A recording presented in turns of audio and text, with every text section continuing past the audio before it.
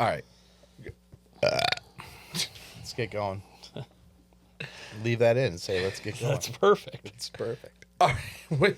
Welcome into another episode of the Walk-Ons. As you could hear by that burp, Jay's back, Doug's back. Mike decided not to book a trip for the second time in 5 weeks, so he's actually here again.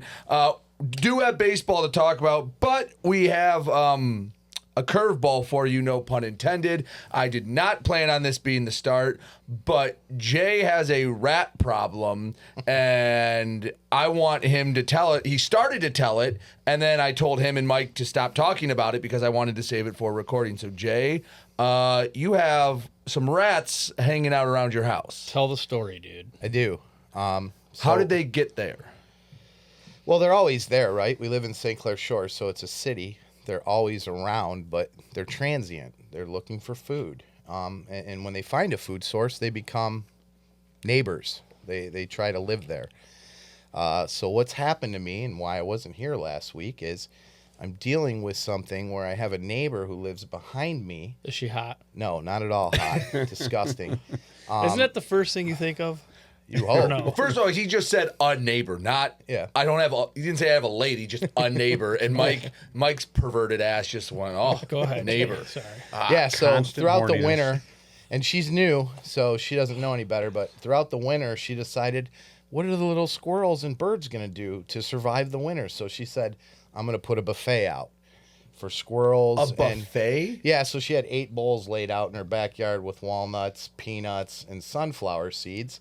And it was a buffet for the squirrels, because how are the squirrels going to make it through the winter? They've only been doing it for millions and millions of years.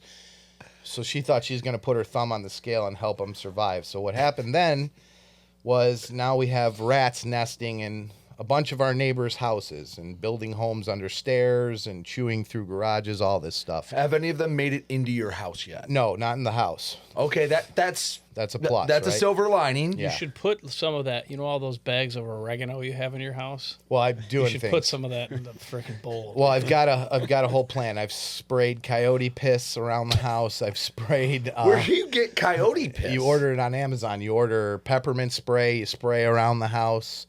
Remember, Doug used to have that stuff in the hunting department. Didn't you remember that? Did. At Dunham's. He did. Yeah, yeah. They would have they'd have all sorts of these crazy scents that people would use for hunting, and they were there for like years before we had even started working there. Mm-hmm. And they were always in these little glass bottles. Oh, what? So it would mask your scent, right? Yeah, and they used it for other things, but they had all gone bad. So when you opened one of these up, it was just pure awfulness. So it's expired Yes. animal piss. And of basically. course- So what I did is I would just take them, and we were younger, so people weren't locking their cars as much, and I would put them underneath the seat of somebody's car that worked there, and then you would just see them drive away and just be like, Like in my 89 Dodge Shadow. just sticking them underneath and let them sit there for hours in the heat. Just absolutely. And we're idiots. We're 18 and 19. We would just go to that aisle and open them and just leave them there. Or put them in a pair of Barclays. You learned pretty quickly to keep your car locked because Otherwise, you're going to have expired piss in there. yeah. Back to Jay's. Yeah, so anyway, Jay's ordering piss online. Yeah, so I sprayed piss around. I've sprayed peppermint spray. It's helped a lot. I pulled my back stairs up out of the ground and evicted the rats that were living in there by filling holes with cement and dirt. And, You're doing all this by yourself? oh yeah, flooding them out with hoses so they cool. run out. I've killed probably 17 of these things over What? the last month and a half. 17 But- rats? Yeah, oh yeah. And By traps. what method? Traps. Just traps? Yeah, just traps. How big are rats? Are big? Some are big. One looked like a cat running in my backyard one night. Dude, I was like, holy shit, dude, that thing's big. So I'm like, this yourself has a got to pellet stop. gun. And I like to hang out in my backyard, so now I'm worried when I have fires and stuff. I'm like, what random Yeah, what rats happens gonna come by? with the weather? Like, it's going to be like 70 tomorrow. Does it get worse? Well, no. Eventually, when people get outside more, they start to pick up on the patterns, and they'll be a little more scarce. But since it was wintertime, they've had free reign of the area. So, you just got to do the best you can with them. I had one the other day get caught in there, and then I went to find it. The trap was moved, and half the rat was eaten. So something found it at night in the trap and ate them while it was sitting in there clamped in it. But the trap's pretty good. It's humane. It gets them real quick, and you can't see any of the blood or any of that stuff. I didn't Oh, realize- that's good. I didn't You realize wouldn't- you were going through all that shit. Oh yeah, it's a mess. So, like my time when I get home from work has been taken from me due Usually, to this when we woman. ask you to go out and have a He's- drink, you make up some random shit, and we know he's lying. He just doesn't want to go, but that Yeah. sounds real. So he's the rat's version of Pol Pot right now, just absolutely massacring any rat. yeah, I don't want them around. How many are left, do you think? Who knows? They say when you see one, you see there's tons. So it's hard to quantify. And it. they're coming over there because of your neighbor. Yeah, so they now, like Well, I yeah, said, they're eating better than half the homeless people out there. Yeah, Shit. Now the good thing is more animals will be out. We have neighbors who have outdoor cats. They'll be wandering around the neighborhood. I feel like one of those outdoor cats probably ate half that rat's ass that day. So that's probably why he was half eaten. So that was good, but other than that, it's just you got to keep doing it. Eventually they get to a point where they're like, you know what, this isn't worth it. We're moving. All my friends are being murdered. Yeah. Has the Yeah. buffet been moved? Yeah, oh yeah, the city got on her, but she retaliated against me and reported my garage for blight because it's been chewed up by the rats. So now I have to fix that as well. You might have to get a new one. Which I was going to do it anyways That because it was sucks. one of my projects, but it got sped up a little bit. So yeah, trying to figure all that out, and I'm back. So please tweet at Walk-Ons PC and advice for killing rats. For sure. Actually, I don't need advice on killing them. I just don't want them ever to be back, and I think I figured it out. Do we need to If start you a- have any animal piss, please send it to Jason Voltrower. Yeah, if you sell piss, Or if you have to piss, just go piss in his backyard. they don't like coyote piss because So they're we- a predator. So we missed Jay last week because of the rats and his, Yes. his hot neighbor. The secret of Nim is at my house. And then we missed Doug last week because you had a tournament, or what'd you have? I had a game? Yeah. Soccer or baseball? Baseball. You were coaching? No, Oh yeah, you're not coaching yet. no. Was it high school? No, it was my younger son's game. His younger son is a good little middle infielder. Good little good. golfer, the other one. The older one is the golfer. The younger one looks to me like he could be a baseball player. Believe it or not, watching Doug throw a ball, it actually Doug can works. throw a football well. Are we going to talk about batting practice? I snagged a foul ball yesterday, pretty good, and You know how you can tell you In the air or on a hop? it was on a hop. It was a really bad. It was a turf field, but it was the outside of it was all grass and it was all mud and everything. And believe me, I was shocked that I caught it too because it was hopping all over the place. You know how you can tell a guy didn't really like play a lot of baseball growing up? How? When he says he snagged something. I fucking snagged it. Like, Snapped like one when off. Jay used to block shots, he goes, I packed that shot. Packed you. I don't think I've heard someone use the word packed since I was in like 8th grade. That's all I Yeah, still Jay say would is say it pack. all the time. He Packed packed him. them, dude. Gets it by a fingertip. Packed. Yep. I packed somebody before in my life. I packed them In right Florida. on the rim. That was in Florida. Yep, sure was. Guy thought he was about to go up for a dunk. Got packed He on actually the rim. pinned it on the rim. Pinned on the rim. the best part of that is that so we were on spring break and we were So just wait, trying to hold on. find something to do. What year is Okay, this? let's. The year's good. 1995.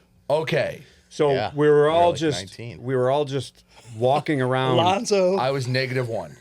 We're all You're just not even born yet. No. Holy smokes. we're all just walking around. It's okay, son. And somebody had a convertible. It was a Jeep or something like that, and there was a basketball in the back of Oh it. yeah. And I don't remember who grabbed it, but somebody Probably just, shocker. Yeah. Wait, so someone just we weren't committed in- we weren't- petty theft. Yeah. We weren't intending to go play basketball. We didn't even know where to go play. We just We were though because one wait. of the guys that we worked with at Dunham's had a stolen Alonzo Mourning jersey on. So time out. You guys are in Florida for spring break. correct. No cell phones, no. Yes, I GPS, understand it. You It was got it. 30 years ago. Drove there. So you're there and you're just walking and you guys see a basketball in not your vehicle and say, sure, why not? Yeah. Yes. Yeah. Okay. We played like continue. 15 games. And so then we just started walking around and we found a basketball court and we started playing. And then these guys showed up Yep. and we just Want started to playing. get a game? Yeah, it was. Who's got next? One of our guys had a Alonzo Mourning Hornets jersey on. Like again, Did Mike play at all in this? or- Dude. Oh, yeah. Oh, yeah. Heck yeah, You Mike guys- was they good. don't He was the even best know. one of all of us. Yeah, he was Really? Oh, dude. Oh, yeah. You were a hooper? He had crossovers. all he was kinds of hold stuff. on. He had don't good, even he go had there. good handles. but he could not shoot. I had great vision.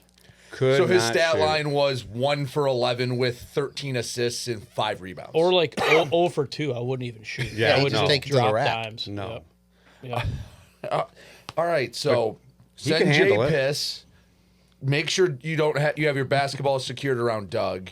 I did not steal the basketball. I'm just No, telling the Doug story. doesn't do any bad things. Yeah. Ever. Doug's just with us and Oh, yeah, gets he's- subjected to bad things. He all just the time. snags foul balls.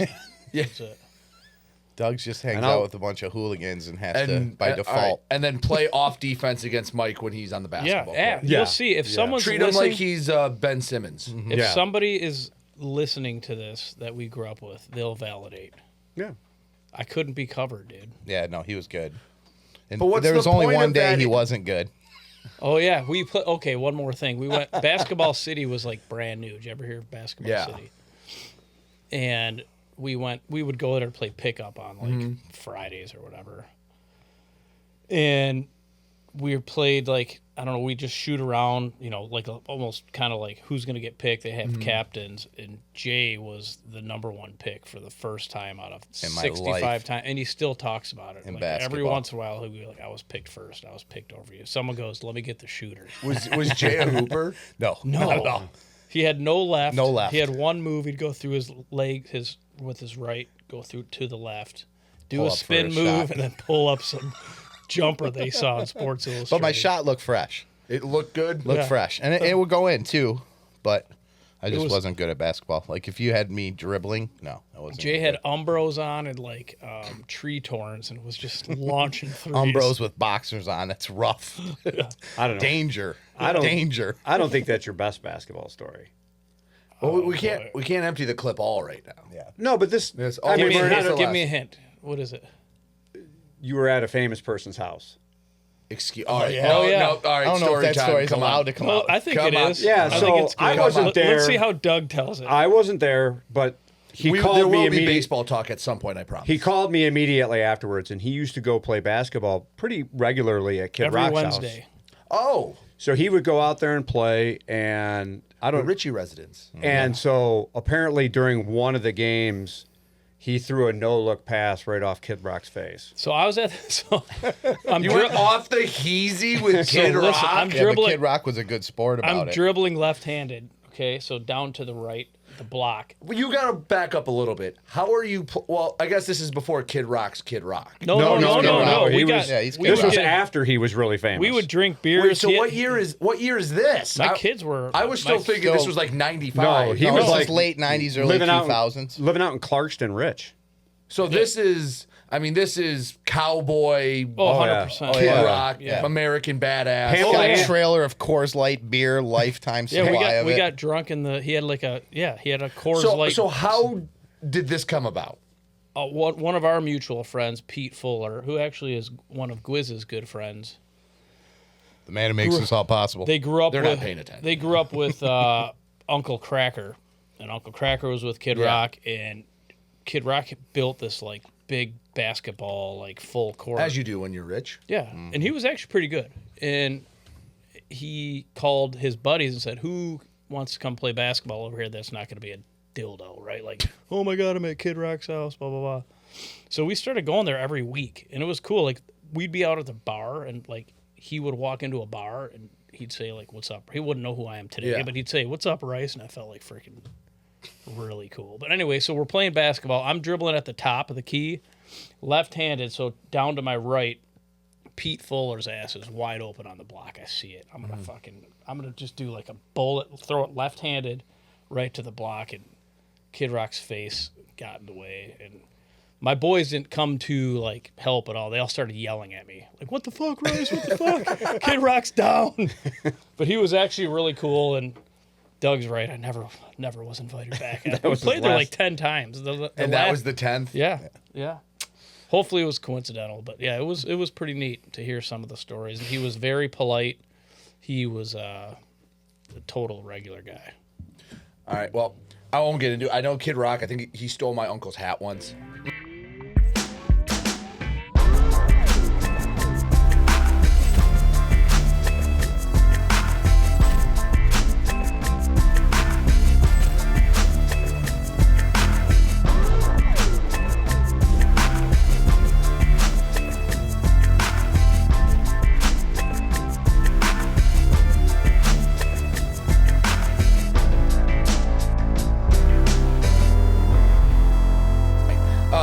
Before we get into the baseball, I'll let you know our show today is sponsored by the Detroit Thread Company. Detroit Thread Company is the top servicing embroidery uniform provider in Metro Detroit. They deliver sports embroidery and uniforms for teams, schools, organizations, whatever you want, for Kid Rock's pickup basketball game if you'd like. They provide high-quality stitching, custom designs, excuse me, and durable team apparel that stands out on and off the field, and if you're killing some rats. Call 866-382-4287 to get your team or organization geared up today.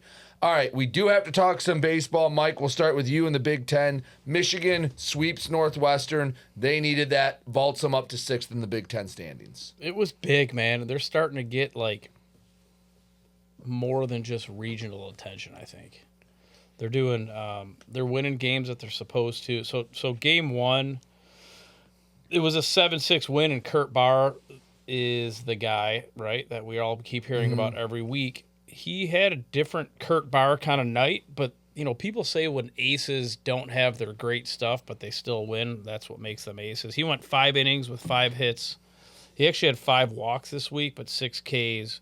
Gavin DeVoe got the save. Colby Turner, same guys are showing up. Colby Turner, Braden Jeffries, and Noel Miller all had a few hits.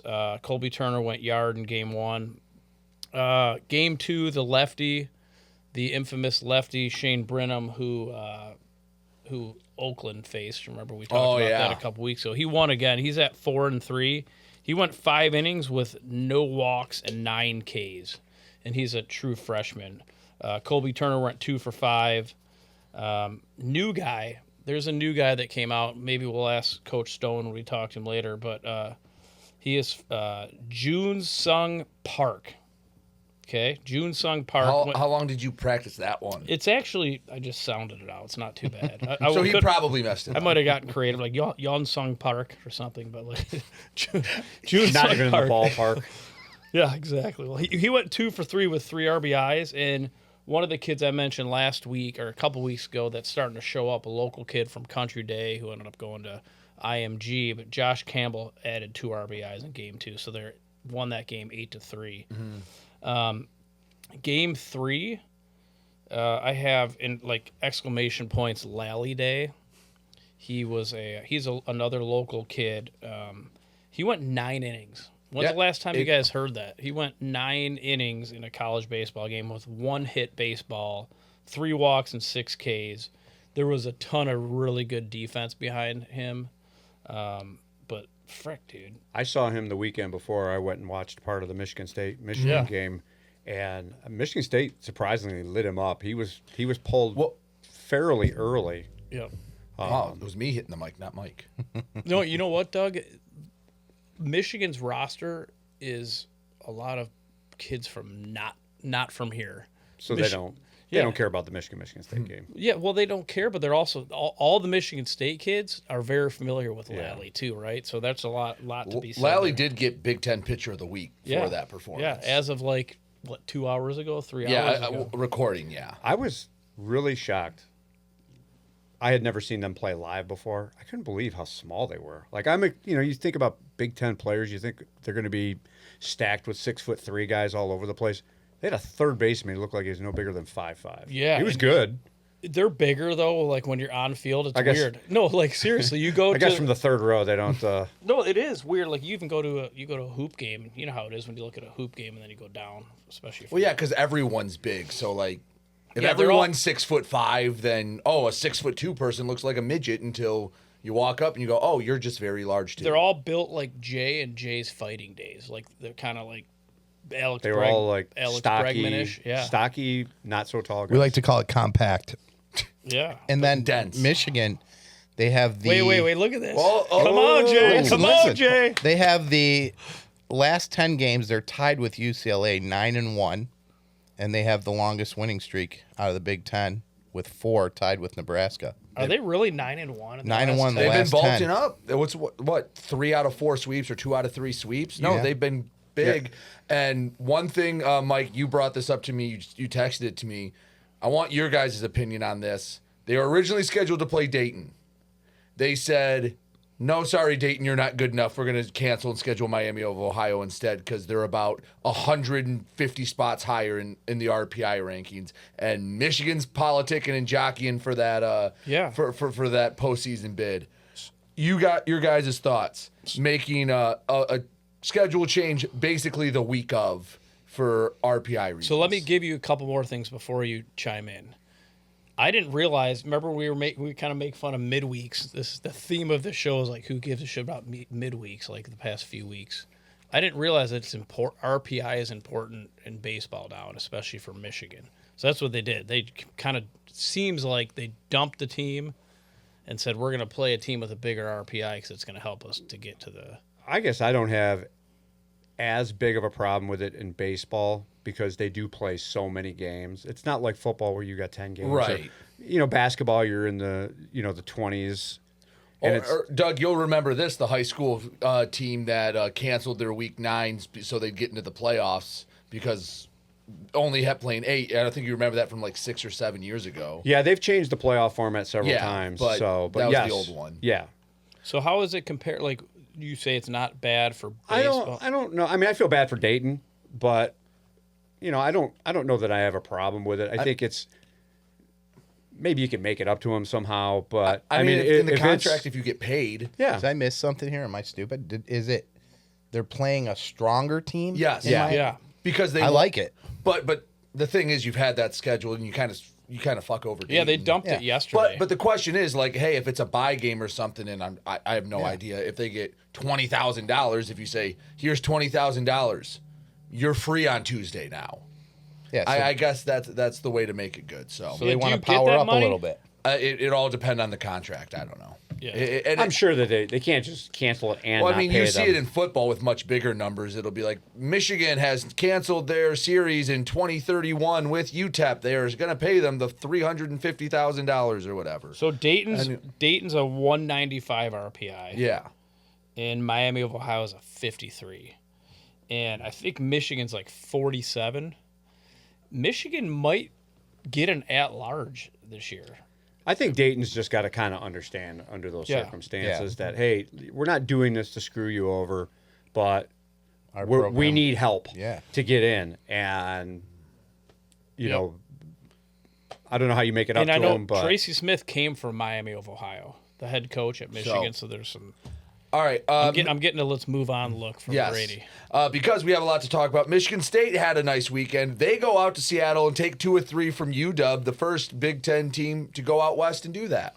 Can you believe that? Yeah, because UW's been around, 2 seasons now? Yeah, but it mean- was still cool. It was, It's cool, it but was- it's not like the most unbelievable So stat. State had a midweek last week, and you might talk about it when you're up, but they lost to Oakland.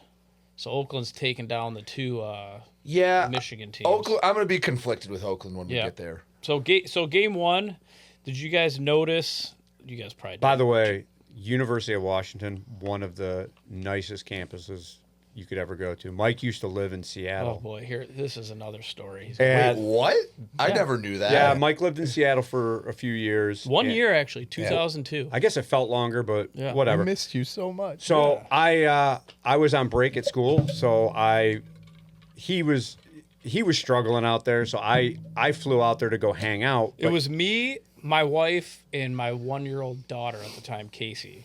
Struggle is not the word. I was fucking dying inside. So I went out there, but he was still working. So during the day, I would go take his wife's car and go get Yeah. lost and go. Like one day, I went up to Vancouver because it's only like 2 hours away. Hell yeah. So I go to the University of Washington. I'm like, I'm gonna go walk the campus. It was a beautiful campus, and I go and I what are you laughing about? Jay There was no yoga pants in 2000. For those go walk the just campus. listening, No, I when had he nothing said to do. walk the campus, Jay perked up like a gopher out of a hole. Just No, I What'd you literally see just on that parked campus, Doug? and walked the campus. But at some point, actually, I don't know if it was there actually in downtown Seattle. I thought paying the meters was more of a suggestion than a requirement. We're suburb guys. We're not used to So, being downtown. But no. I get- Hold I- on. You guys live you grew up 15 miles from Detroit? I went We to never school in went there. Detroit. No, I grew up in Detroit. Yeah, I got Come about on now. I got about 20 The point Wayne is, State Doug's tickets. just shitty. I grew up in Port Huron and I knew that. Like, come on. So I God, get shitty. I Doug. get a parking ticket, and I'm like, on his wife's. Yeah. yeah, but I thought, well, I'm not coming back to Seattle, so I don't need to pay this. So I was like, whew. Not realizing it goes to the car, not So the person. he calls me like 3 months later. and Which, goes, by the way, I had like $8. At that age, I think I had like $8 total. so he calls me. He's like, "Did you get a parking ticket with Sherry's car?" I go, "Oh yeah, forgot about that." I probably owed you. It's so now much. $700. Yeah. It's delinquent fees. The city of Seattle's knocking down my door. They're taking my kid away. What a great city, though. That was a lot of fun. I to hang out I there. totally forgot about that. Yeah, we went and watched we watched We the went and Seattle watched the Supersonics Sonics. game. Did you throw fish? I We went down there. I did go down Pike Street Market. Yeah. Yeah. Anyway, Michigan State went out there and got a couple wins. They did. They won 2 out of 3.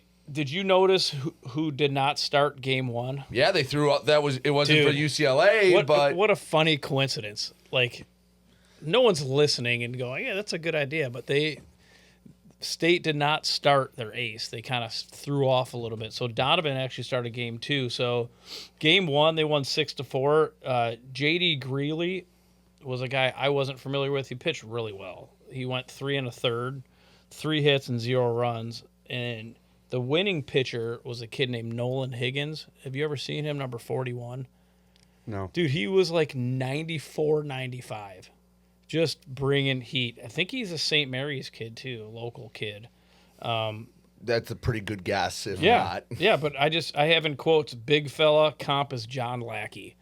Google John Lackey. They were the same number, but that was a Just coincidence. big fella. Yeah, big fella. Good old Jim Price scouting report. He went 2 1/3. He gave up 1 hit, 0 walks, and 5 Ks. And, dude, he was freaking bringing it, 94, 90. Everyone says kids throw 94, 95, but when you're seeing it consistently live in a game, that's pretty nice. That means he can probably top out 96, 97. And then. Noah Bright, a kid that was kind of like on and off again with the lineup, has kind of cemented himself back in the lineup. He went yard in game 1. I got another note. I wrote, he's back in quotes. It's Parker Pico, local kid that went to Alabama, and he came back to Michigan State. He went 3 for 4 with a homer and 2 ribbies. Good quarterback at Rochester Adams. Was he? Yeah. Yeah, he's a good athlete, and Yeah. he can run, and he's built. He's a built something. There were, guy. I think, there were a couple Picots on those Rochester Adams teams. Yeah, dude, I kind of do remember that. But he's a stud. He was at, like I said, at Bama. He's playing right field, and he's super athletic. Game 2, they won 13-8 with my boy Aiden Donovan on the hill. He actually he got the win. He gave up a little more runs, a couple more walks than usual, but he went 6 2/3 with 3 Ks.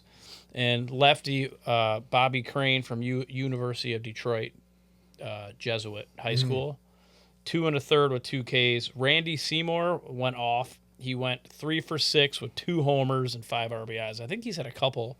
Two homers. Is that Crane kid the kid I saw pitch? Yeah. Yeah, he's got all that arm side run, a bunch of tail. So he's a bunch of tail on the pitch. He's got to I stood behind the catcher while he Maybe was both. throwing, and I was like, "Holy cow! How do you hit this?" I Yeah. mean, it was like breaking. Every pitch was breaking this far. Yeah, he's not straight over the top, and he's been getting little chances throughout the year, and now it seems like he's a part of it. It's funny watching State so much this year. You said I was going to be biased at the beginning of the year here when we were talking about it. I don't know. I guess it's biased, but like I've been watching them more than I ever have, and I'm watching what Jake Boss is doing. He's just kind of putting kids in, taking kids out, and kind of seeing where are they going to end up. And I think Bobby Crane's one of those kids that at the beginning of the year I was like, fuck, man, I wish he would pitch more. I know he's dirty, and he's kind of cemented his way in there. So Randy Seymour went nuts again. 3 for 6 with 2 homers, 5 RBIs. Noah Bright had 3 RBIs. Nick Williams had 3 RBIs. Isaac Sturgis went 3 for 5, and Kamari Thomas is either DHing or playing outfield, and you can't take it. You can't get rid of the guy. He's batting 340 something, and he just keeps hitting. So he's an outfielder that can swing the bat. Do you have something? I was just going to say, the series was big for them to stay in the chance for a Big Ten tournament. Yeah, This is what they needed to do. I'm hoping we're going to go through that stuff. I think he hit a home run the game I went to. He did. Game 3 loss. 8-5. Yeah. Nothing crazy to report, but winning 2 out of 3, man. Hey, and at a place that's been a tough spot for anyone to go to. Yeah, and I loved the feeling as a fan now. Like I'm a Michigan fan more than anything, just growing up. But Michigan State, I love Jake. I've always been a fan of Jake Boss, how he's run his program, and it was cool to have those 2 wins in their pocket and say, holy cow, let's see if they can sweep this thing out. So I made a couple player to watch updates. I know this gets long, but I'll be quick. But Randy Seymour is at 283 on the season, 14 homers, 41 RBIs. Isaac Sturgis is batting .326 with 3 homers and 23 RBIs. Kamari Thomas, the kid that I just brought up, he's batting .343 with 36 hits. And then Aiden Donovan's at 3-2 with a .353 ERA. No Broski mentioned? Broski, his receiving has been getting better and better as I'm watching. I think he's getting a little pull heavy. Well, what do you got? Will you give me a look? Broski or Broski? Wasn't that his parents that we were talking to at the Yeah. hotel? Oh, yeah. You weren't here last week. I wasn't Yeah. here, so the weekend before we were hanging. I happened to be up in Lansing coincidentally with my son. It was a coincidence. Everyone thinks we lied so we can hang out. It was a total coincidence. I had to go up to Lansing for a soccer game, and he was going up to watch his nephew play. And so I said, all right, well, I'll just stay at the same hotel. And then some of the other parents from the Michigan State team was on there, and we were hanging out with Broski's parents, and Broski's mom was adamant that he got his athletic ability from her. Oh, my gosh. It was freaking hilarious. When does State play UCLA? May. Not this weekend, but next weekend. Yeah. I'm going to that. I got to see one that too. I squad. want to go see It's that too. it's in Lansing. Yeah. Okay. Yeah. For a second, I was like, oh, I'll okay, be another there. road trip for. Yeah. I'm going. So, all right. Now you're going to have to blow through the MAC. Well, Yeah, the I will. good thing, I'll go quick. Western and Eastern played, and the big question I had, Western takes 2 or 3 from Eastern, but the MAC is so jumbled at the front. Is that almost a bad series win where they needed a sweep? Because coming into the weekend, Western was 12-6, Eastern was 5-13. Is that a series you have to sweep? Like, do you come away, you won a series, and you're thinking, man, we should have done more? It's so hard to sweep. I know, in but this sport. But yeah, that's I get the thing yes, that but like champion. Like if you're gonna win a championship, and it doesn't matter, Mike, if you're at Cardinal Mooney or you're here, the top teams they beat up the bottom teams. They get fat on the bottom third of the standings. I still think taking 2 out of 3 is getting fat. I really do. I mean, it's you're gonna have an ace. You're gonna have a guy like their loss was. John Carmichael pitched for Eastern. He went 6 innings with 1 walk and 7 Ks, and they had a kid hit a 3-run jack too for Eastern. Tristan Crane from Brother Rice hit a 3-run jack. No, and I know Eastern's been battling. They're trying to figure some things out, but if you want to get the 1 seed and you want to win a regular season title, you don't want to look back and go, oh man, we only took 2 or 3 from the 11th place team in the league. Jay, do you have the MAC up? I'm trying right now. I but got it won't up let me right pull 'em. here. So Kent State's 15-6. That's this coming weekend. By the yes, way. and then Miami, Northern Illinois, and Western are all 14-7. Ball State and Toledo are 13-8. The MAC is a fucking bloodbath. Yeah. And that's the difference between, if you get a sweep, you're tied for first. Instead, you're one of 3 teams tied for second and could potentially be the 4 seed. So what's I'm not Kent's- saying like Western's bad. I'm just saying like, is that one you look back on and go, man, they should have. I know they will. Spinning wheel, spinning. Oh yeah, the wheel, Wi-Fi's been spinning wheel. What's Kent State's record? overall 28-10. No, a conference. 15-6. So they're a game up. Okay. Central did take 2 or 3 from Ohio. Ohio's near the bottom. Central, They're starting to pitch. they are, but they're still 4 games back and making the tournament with I think 4 Are weekends they to really? go. That's they're not even. Well, anywhere because near. all those it's a top half and a bottom half in this league. Yeah. So no, they are starting to pitch a little more. But again, Ohio is right now 8-30 on the year. That's Right. one that if you wanted to make up some ground, I said it last week. I was hoping for a sweep. I was. yeah. Any standouts from that one? The overall stats, yeah. I mean, there is. Cole Prout is tearing it up. I had a little note here. He was batting .227 on April 1st. He's up to .295 right now. And he's not a guy that has like just a couple of bats where he get Right. a quick jump. He's got 7 homers, 40 RBIs, and 9 doubles. Harrison Bowman is a guy for them. He's batting .347. That's CMU guys. And they got Oakland next week, so I might head out there and watch. Well, it would have been played by the time you hear this, but yeah. Yeah, well, either way, I can't go out. I'm going to go out there and see him. All right. Well, I'll see you there. Speaking of Oakland, guys, I need you to help me with this. So, like Mike said, they've beaten Michigan. They've beaten Michigan State. They kind of got pummeled by Youngstown State. Like, they got beat up. They gave up 13 runs and 16 runs in the first 2 games of How the many series. runs did they score? Did Oakland score? It wasn't. I'll pull it up. I bet real you quick. it was an- Jake, oh, can you wow. pull up Oakland's baseball schedule for that? How did my boy Ben Green do? He's the All only right. He's just fine. Honestly, Yeah. just fine. He's the only one like right now that it's a Consistent. real ball game where like if you play the game, you So can why win don't they it. move him up? Here's to here's the number that is not great. The team ERA for the season is 8.69. Yeah. That's basically a run an inning. And they have some really nice offensive pieces. It's just, because, the midweek against Toledo, they played really well. They beat Michigan. They beat Michigan State. And Mike, I was the one saying midweeks matter, but I feel like you have to validate the midweeks with in-conference performance. And they started off Horizon League play. I think they took 2 or 3 down at Youngstown State. They got a game at Wright State. And they just can't find pitching right now. I think they've given up 9+ runs in 6 of the last 8 games. Yeah. Including a game against Rochester where they gave up 13. Well, I remember earlier in the year they were having defensive problems. Yeah, Has that now just moved over to pitching problems? it's probably a combo meal. Yeah. Like one of those things where, You don't give a guy an error, but a better player might make a play. yeah. Or, you don't get that bailout play that, you miss a pitch and a guy smokes one in the gap and you can't get bailed out by a guy running it down. They can really hit. That's why I want to know how many runs they score because Is again, your, if they could your Wi-Fi working Yeah, at all? I got it. Okay. So the last Just the 5 scores. games, how many runs have they put up? So Oakland. it was So the first game against Youngstown, Yeah. Oakland put up 12. Yep. Second game 2. Third game 4. Oh shit. Okay. I was So off. they're frustrating because you see the glimpses, Yep.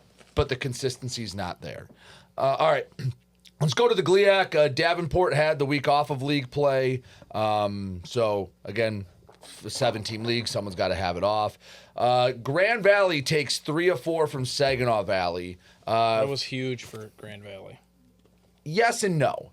Because right now, Wayne State and Grand Valley have literally mirrored each other in every series that they've with common opponents. Yeah. Real quick for Saginaw Valley, it was Jack Decker who went 6 in a third innings of shutout baseball in the win for Saginaw Valley.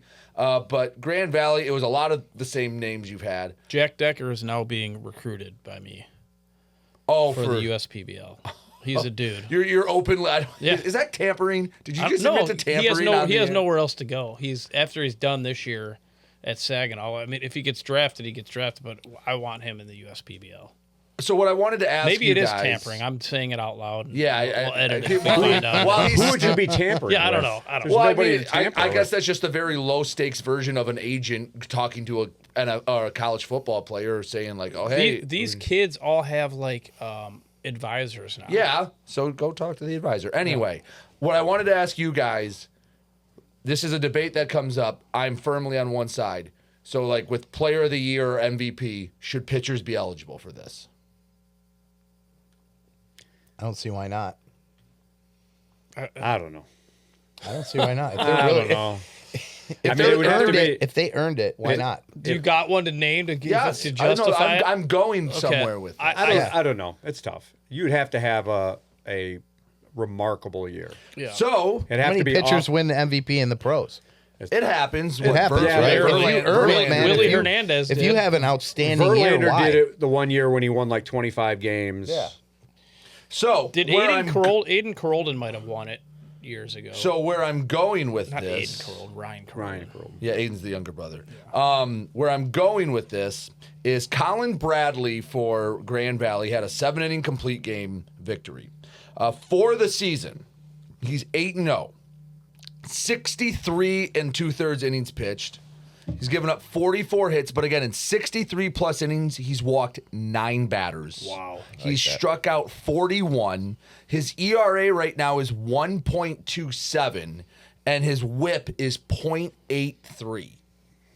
That's impressive. I mean, Those guys can all hit in the GLIAC. now he still has to pitch against Davenport, who's usually a pretty good hitting team. Roll but, tidy. but even if they give up, he has a bad game. Okay, his ERA is 1.7 with a whip of 9.9 or 1. Doug and I have our own vote. Well, first of all, I can't Do it. vote because I'm super biased because I have somebody else who's the GLIAC but player this of the isn't year. even a Well, bias. Is this your There are some cousin's other- sister's boyfriend's friend? Yes. Yeah. Here are some kind of. others. So a couple others, works if with you him at look, Dunham's.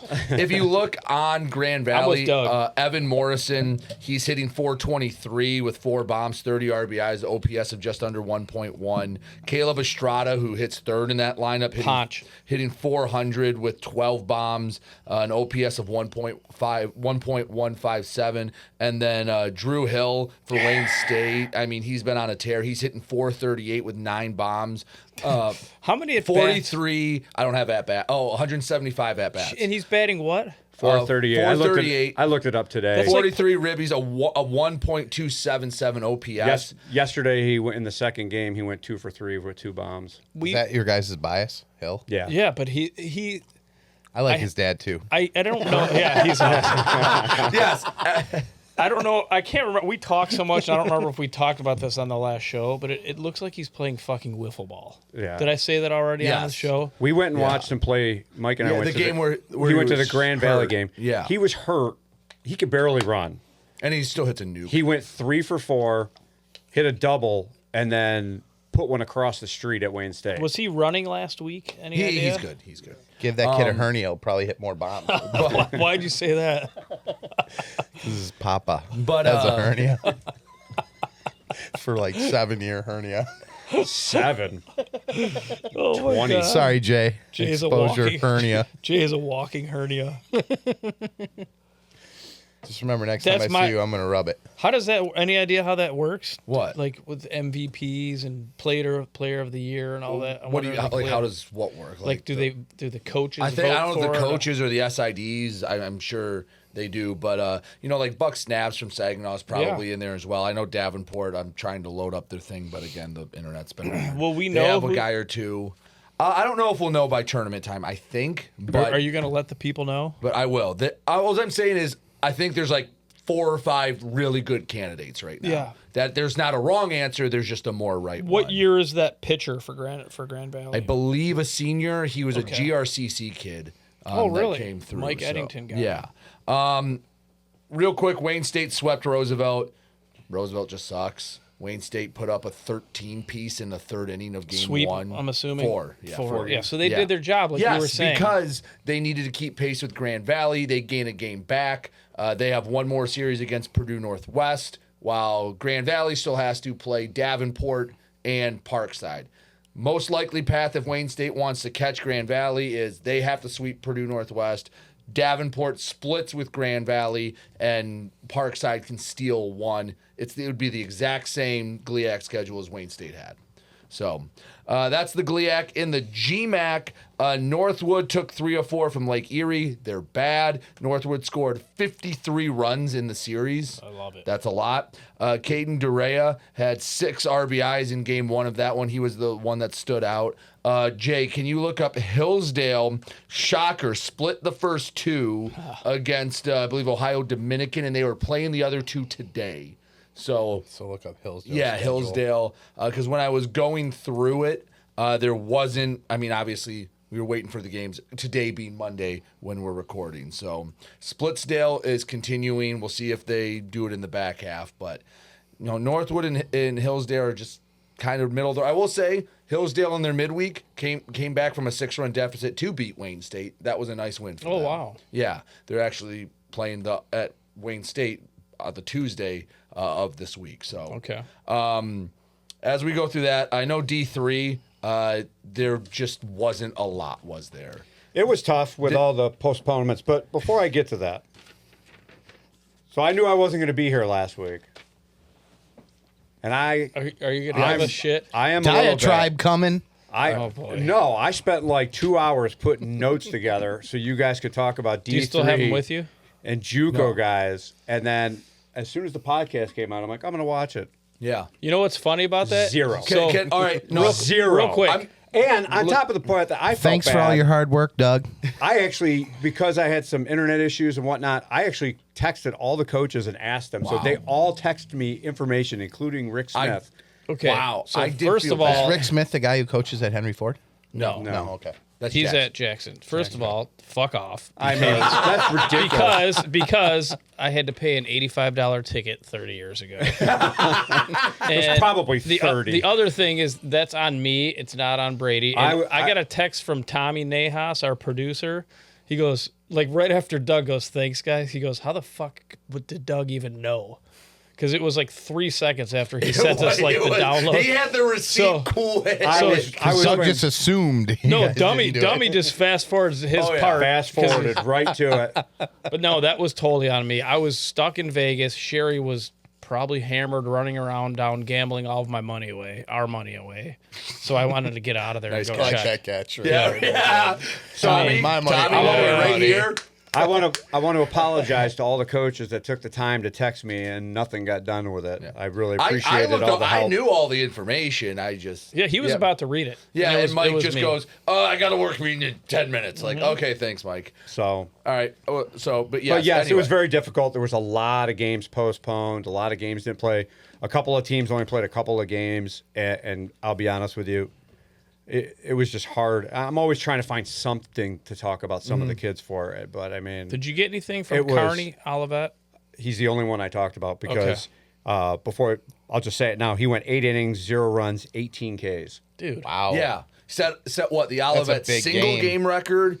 It put him over the single season record and also the career record in one game. I think it's awesome, dude. I say this every week, but like their coach is such a great guy, and he deserves to have a guy like that can be a showstopper. And Jay Hill trained him, so if Doug's there's horny ever about a that. performance that someone deserves to get a beer the second they walk off the field and are done, it's when you break 3 records in one game. Assuming he's 21. 18 Please drink Ks in 8 responsibly. innings. Yeah. Jeez, Jay, can you even do that math? No. It's more than 2. I'm not even gonna try. It's more than 2 an inning. 18 Well, I out mean, of you 24 think about it. I outs. mean, there's only 24 there's outs 9 that you innings. have. It's 75% of the outs. So 3 out of every 4 outs. Okay, we don't need you guys to be all fucking smart. I was just trying to make fun of Jay. It's okay. Jay I Smart. got your back. I know, father figure. But I was fuck able them to get rats. some. Unfortunately, because of that, I had nothing to talk about for Albion. So you can. I feel fine. bad, but I'm just looking. Everybody's over, and the pitcher gave up 100 runs. It was just. Oh, that was against Albion. Yeah. That was the. Oh, jeez. So. If you want to go ahead with some of the other. Well, I was just going to say go on because I was going to talk about Kalamazoo because I think I'm going to make a bold statement. We got to but- get Coach Ott on the show and hear what the hell's going on over if there. you can learn how to do an interview, maybe. True. They're 7 hours long, dude. Ask 4 questions. No, they're good. The one People we don't did wanna ask hear- 4 questions and it went an hour. Jesus Christ, we got coaches telling us about what they did in 7th grade. I love that you have. I like that. We have one interview like that, and Doug loses his shit. It's the worst. I had some kids for Kalamazoo. I want to talk about Robert Newland and this was their last series. 5 of 13, 1 triple, 1 home run. Kate Pressing again, 4 for 13 with 3 doubles, and Robert Algren went 7 innings, 4 runs, and 15 Ks. That's a Jeez, dude. there. You get some pretty good performances, especially the D3. Oh my goodness, JUCO levels. You said last week that they're like national contenders. Like, I are mean, they they're really? 28 and 4. Yeah. Can you pull up the D3 baseball poll, Jay? I bet you they're top 10. Just Google Who it. is it? Kalamazoo? Just do Yeah. D3 baseball poll. Yeah. So anyway, go on. So yeah, Kalamazoo. It was actually a split, which was Yeah, that was a little shocking. What did Elma do last week? What did they do, Jay? They I didn't even look took yet. 2 from Calvin. Or sorry, Doug. Okay. Yeah. I'm on to another thing. But yeah, honestly, Kalamazoo losing once to Hope, who's 10 and 23 now. That's kind of the oopsie. I'm hoping Hope will turn it around. They got a beautiful field, great staff. I had a couple kids from Hope. Cade Seaball went 5 of 13, 2 doubles, 1 triple. Brendan Collins, 5 of 13, 2 doubles, 1 triple. And Owen Weber went 8 innings and 6 Ks All right. in their win. And then the only other action, you talked about Alma taking 2 from Calvin. Did we mention that? Or Yeah. Okay. Yeah, so for Alma, I had Alexander Kavlik went 5 of 10 with 1 double. Dakota kid. Jay's favorite, Giuseppe Sapienza, went 3 of 8 with 2 homers and 7 RBIs. Guy Hey, hits Giuseppe! tanks. Because he only played, that was only in 2 games. Cole Grunwald went 6 innings, 2 runs, 10 Ks. And for Calvin, I got to slow down so I say it right. Uh-oh. Do it. The boner. The boner's up. Oh, Gabe Bonemer. Bonnemer. 4 of 8. It's not, dude. It sounds so good. It is great. Thomas Poplowski went 2 of 7, 1 triple, 1 home run. Brady Sager had 4 innings, 0 runs, and 7 Ks. No? Jay, we don't even need to talk. He's not related. No, Mike okay. I Poplowski. was wondering. all right. Did you get the D3 poll? Yeah, so they're ranked number 9 in the coaches poll, regional rank number 2. Who's ahead of them in the regional? I don't have any of that. I just looked up them. All right. And then there was one other team we didn't talk about, Adrian. Let me see the regional. I had 3 guys. Rolando Jimenez went 8 of 12. Gabe Jones went 7 of 11. And Parker Ferris went 7 innings, 0 runs, 9 Ks. And that was over a sweep of Trine. Yeah. Who Trine We're rooting for Adrian, right? I mean, They've got a really good that's record. Friend of the show. I mean, everyone's a friend of the show. Yeah. Mike's just openly saying, so we're biased. Well- If you're playing Adrian, you can fuck off then. D3 baseball in Michigan is at its best when Adrian's at their best. I don't know. Kalamazoo's pretty damn good. Kalamazoo is doing great. I'm just saying we want Adrian to be up there with him. All right, let's go to NAIA. Again, not a ton of action, and it's Doug's just gonna leave now. By the way, he's No, like, he's "All still got Doug, JUCO. fuck I got you JUCO guys." still. All right. Northwest Ohio and Indiana Tech are Can we kind start of calling running him away. Uno?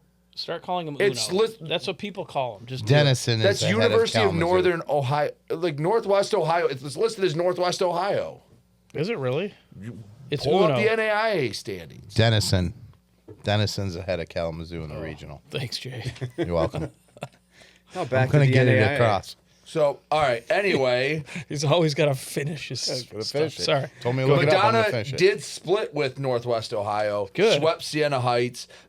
They had in one of the win over Northwest Ohio, Ty Stepick, Cooper Etheridge, and of course a pop up shows up. Gus Simon all homered for Madonna in the win. Amir Mitchell had a couple more home runs against Siena Heights. Now has 20 on the year. Let's go. That is badass. But here's the crazy part. He's 12 off the national leader. Wow. Yeah. I mean, that's 32 home runs in probably 35 games right now. Can you get their stats easily, Madonna's? I mean, yeah. What? I want to see what Stepick's doing. All right, Jay, look it up. You want to try it, Jay? I'm doing it. Madonna All right, baseball. Yeah, just give me but some time. I'll no, figure they it got out. that. It was nice that they split with Northwest Ohio, We'll say it but when we're onto the I know. JUCOs. they're I will. just they're just. Did you ever not watch the quite Rogan there, so. podcast? That guy comes out later. He goes, and here's the stat that you're looking for. His name's Jamie. So as you look for that, I'll let you know that Aquinas swept Siena Heights and Rochester Christian, took care of business. The one name that just kept popping up when I was looking through the box scores was Austin Alkenbrack. From where? From Aquinas. Okay. Just had a couple really consistent days. He didn't have like one giant one. It was just like, oh, 2 hits here. Oh, 2 hits and an RBI. Hit an RBI. 2 walks. Like it was just, seemed like he had a really good weekend there. Cleary swept Lords. I'm going to give credit to U of M Dearborn because they were able to get a win out of the series with Cleary. But Wow. Cleary needed a sweep there. Like if I'm going to give Western shit, if I'm going to give some of these teams that needed to sweep and didn't, Cleary's going to have to fall in there because they're kind of battling for seeding in that WAC tournament, and a loss there is going to bring you down a little bit. I'd like to find out where that tournament is. I wonder. I If, think wonder it's if they do. host site. They do that. I Okay. think so. You had Were you looking for Stepick? Yeah. So what do you want to know about him? How many at bats does he have? Because no, seriously, because I think he was hurt. I want to see. He's a dude, and I just want to see if he's one of those. At bats 141. Oh, okay. 333 average. Yeah. Good. OPS 1,056. Nice, much better than Riley Green's. Pretty good. Max Granistiern, I probably messed that up. He had a grand slam for U of M Dearborn in the win over Cleary. So I mean that's a big blow. Let's get to JUCO because I just thought about what you and I talked about earlier that I want these guys to chime in. Well, on. real quick, I got a couple. I have to let right. you know that Rochester Christian swept Lawrence Tech and Did they really? Yeah. No, Rochester isn't terrible. No, I They've went got I went to the first 3 innings Yeah. of that game, and you're right. They have some players. They got a big catcher that can hit tanks. So this is the first of 2. This was a randomly generated name, the most generic names. Lance Jones with a complete game victory. Lance. Lance What Jones. is I that like the short name for Lance. something? No, Lance is Lance. Wait, what? What'd you What say? in the world would it be short for? I don't know. Like, how do you just Lancaster. Hold on. Like, that's the dumbest question I've Larry, ever heard. like Larry and Lawrence, like Lance What? could be Again, like. But you know right away. Like you answered your own question. Lance is a sweet Lance name. short for something? I don't know. I mean, Lance something. I don't know. We are all I'm all now- for Lance. Lance is still an old So what school about name, when dude. Lance was like 4, and you go, "This is my son, Lance." What if he's a baby and you named him Lance? Lance. That's baby Lance, That's what I'm right saying. there. It's a- That's kind Lance of is cool. That's old school. that is Maybe kind they of were like a big Baby Lance Marge. Parrish fan. that's yeah. Okay. This is baby. Or just wanted to Bertha. name him Lance. yeah. It's not an uncommon name. No, Is it Lance is short? actually a good name. Is it Name another one besides Lance Parrish. Lance Campbell. Shout out Croslex. Yeah, I don't know Lance any other Bass. Lance. Yeah. Lance Bass. Jesus. Good call. Good job. All right. So Wasn't he anyway, a singer? Yeah. Bye. Can't say that. You have to pay for it. Don't do it. Tommy, for it. another You can't even hum it. He can't even hum it. I'm sure the 32 people that watch was this just are gonna not say going 16. Don't even hum it. are not going to pass that along. Anyway, Is that the same group? Sorry. Go ahead. Yeah, no. the same back group. half of the generic names that did well on the mound for Lawrence Tech when they swept Cornerstone. Kenny Wright with a complete Nice. game shutout for Lawrence Tech in the win. Ty Shornack and Yeah. It's that time. Kenny Wright Red sounds Bull. like a guy that could whip your ass, though, doesn't it? Ty Shornack 3 hits, 3 RBIs with a bomb on the win. And I want to make sure I don't mess this one up because this could add to our Seaman and Boner mess ups. Jeez. Luke It's one 29-year-old adult Weinberger. and 3 50-year-old children. Weinberger with 5 RBIs. All right. So what were you he- going to say? How are you Weinberger? going to... Or Wiener, like Yeah. that's. I Weinberger. just wanted to make Yeah. sure. This newer generation's more mature than we are. Ethan Hockendone with a complete game, a 12K 1-walk win versus Cornerstone as well. So Lawrence Tech had a couple of good pitching performances. Lance Tech. Yeah. No, that's Rochester. Lance is at Rochester. Got it. Pay attention. It'll be a quiz. The Lancers. Okay, so let's go to the MCCAA East, where it's a 2-team race now. Start with Macomb. They took 3 or 4 from the Ocelots of Schoolcraft. Back talking about my boy Marwin Matthews Jr., 5 of 13, 1 double, 1 triple, 2 stolen bases. Zach Grindy, 4 of 11 with 2 homers, and Jonathan Miette. I think that's the only way to do it. It He could be played for us. Miette, He- but whatever. 6 innings, 0 runs, 6 Ks. I don't think it's Miette. I think it's either Mayette or Miette, but he's a freaking guy. He throws freaking hard. So, they're they top take of the 3 of league now. 4. They're battling with Jackson, who also took 3 of 4. And again, I go back to it. This is going to be the theme, trying to get the sweep because, Schoolcraft and SC4 are better, and I think the floor of the East has been risen up a bit. Yeah. But if one of them can get the sweep, now you have a game up. But Jackson takes 3 or 4 from Doug Skippers. For the Skippers, I only have one name. Some of it is just some of these JUCO teams just have terrible websites. But Drew Hosterman had a really good 2 games, 6 of 8, 2 doubles and a home run. Another Croslex kid. Another Croslex Oh, really? mention. Yeah. They have a good baseball program sometimes. Yeah, they've had a few kids. And for Jackson, Sebastian Nelson, 6 of 11, 2 doubles. Jack Hindenburg, who I've mentioned several times, 6 of 14 with 2 doubles. And Luke Mikunik, 7 innings, 9 Ks. All right, and then for Jackson, was there any standouts for them in the? That was Jackson. Oh, sorry, that was Jackson. Okay, yeah. Where are we at in the standings? What do we Both got? of them are Both are tied, tied 12-5 in the conference. and they're what 4 games up to the next closest. Yeah, 8-7. Henry and Ford. Henry Ford, yeah, 8-7. Mott Community, 8-7. They were supposed to play today. Did you have anything? Well, did you ever give me the Hillsdale score? No, we got taken away. He from moved that, on. So he'll still. He just moved on. He said, Hillsdale. can While go he's fuck looking himself. stuff up, Henry Ford, I had Eddie Sane had a double and a triple. Emmanuel Gutierrez had a homer. Hunter Witt went 5 innings, 0 runs, 10 Ks.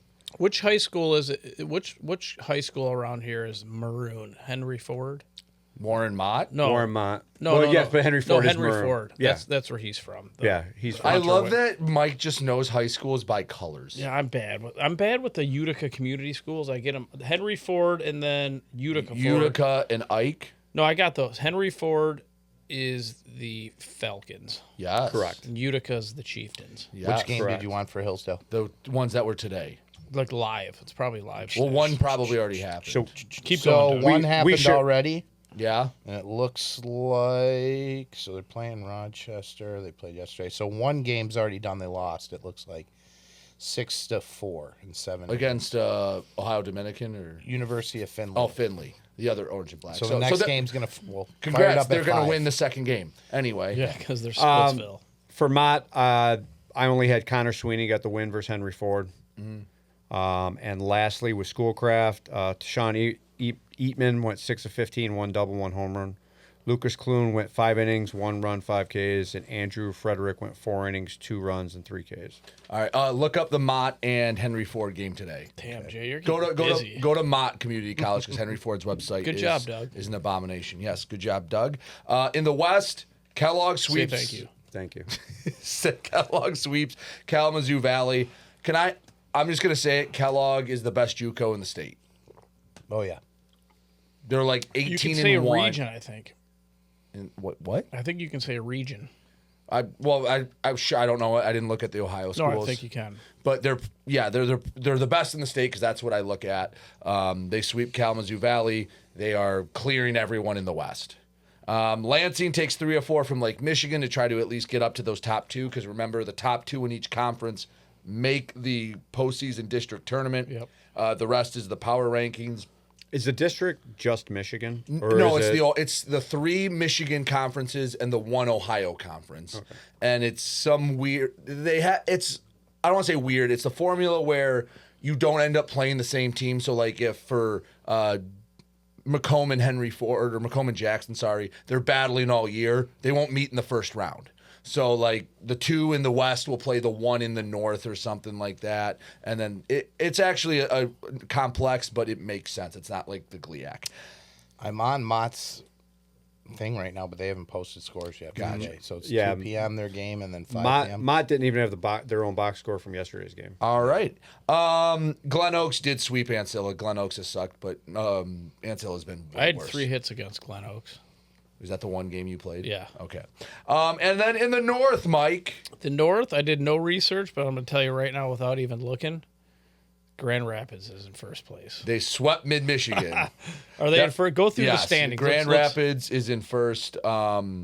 It's fucked up because like some teams have played like 18 games and some have played 11. I mean, how hard is it to just spend 20 Dude, minutes? I go all in on the Big Ten. I mean, 20 I know, minutes. right? Just go- I spent just like name 3. 1 or 2 kids from each I team. spend 3 hours on the Big Ten, and then Spend by the time 2.5. By the time I'm done, I kind of forget, and then I just remember Grand Rapids. It's Grand Rapids and Mid-Michigan who's going to be going at it. Alpena's actually second in that league Are right they? now. Good for them. If you looked it up, you'd know that. Yeah, right. That's true. It's not even my league, and I know all this. But it's going to create a situation, and this is where it kind of sucks, where some of the teams like Bay or Delta are going to have to play like 10 games in like 12 days or Have something. they had a home game yet? Bay? Yeah. I don't think Have so. They can't have good enough weather yet. No. I mean, you know what? God bless them for trying to have a program. That's not one I'd want to have to tackle and deal with. I mean, talk I don't- about having a hard time recruiting. I don't Yeah. even know. I don't even know if they have turf either. I mean, like I said, God bless them. I mean, Alpena's a stretch. to try and up there right on the water in Escanaba. Yeah, good luck. So, real quick, Jake, can you give us the North standings? Okay. Let me go here. I gotta go back. Yep. You got to give him a little bit more header. Oh, sorry. And something like that. Especially, you just got to assume he's a front runner. He's only wants to talk about the big schools. Wait, Mike? Yeah. Oh, yeah. So the North, Grand Rapids is 14-3. Alpena is in second at 7-4. Yeah. Mid-Michigan. 14-3 and 7-4. Like, Yeah. Mid-Michigan College is 12-7 in the conference. how many games has Bay played? Which one is Bay? The one with the helmet logo. I think it says Bay The College. one that Yeah, says Bake. Bay College. Oh, there it is. So I know they've it's a played. long It's name. not BAE. They've it's played BAY. 25 games. They're And I think all of them have been on the road. So and they're 2-23. You want one of these All right, watermelons so- before I run out? Anyway, I got we a do have an interview we're going to get to dragon fruit right with Mike. We got our interview today, the one you set up for Michigan. Oh, Coach Stone. Yes. Yeah. There you Sorry. go. No, I'm excited. I'm excited about Coach Stone. He's excited. He was texting me. He was the first coach to say, "I'm freaking pumped to talk some All right. baseball." So that's going to be good. Well, it's going to be a good conversation. Here is Coach Stone. All right, now we welcome on our guests for this week. We go to the University of Michigan and their assistant coach, Andrew Stone. Coach, thank you so much for taking some time. I know it's super busy this time of year, but thanks for joining us and talking some ball. No problem. Love talking college baseball. So All right, well, let's talk college baseball. Compared to some of the other coaches we've talked to, you're still relatively new in this journey.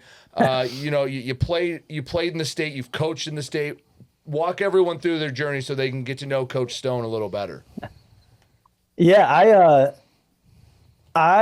so most people in the state grow up Wolverine or a Spartan, which would later I didn't, which is funny because later down the road I would certainly run into both of those.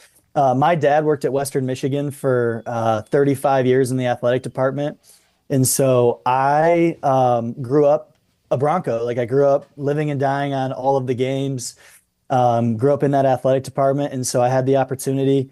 Coach Gernon gave me an opportunity to basically take the last roster spot at Western. And I basically was like, I'll catch bullpens. Like I'll do whatever it takes.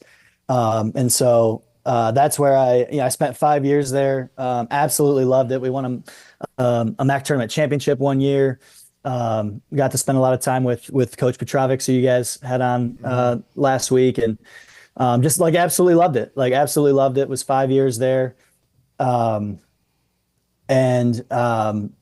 really because of the influence that Coach Gernon and Coach Petrovic had on me. Like I wasn't sure that I wanted to coach.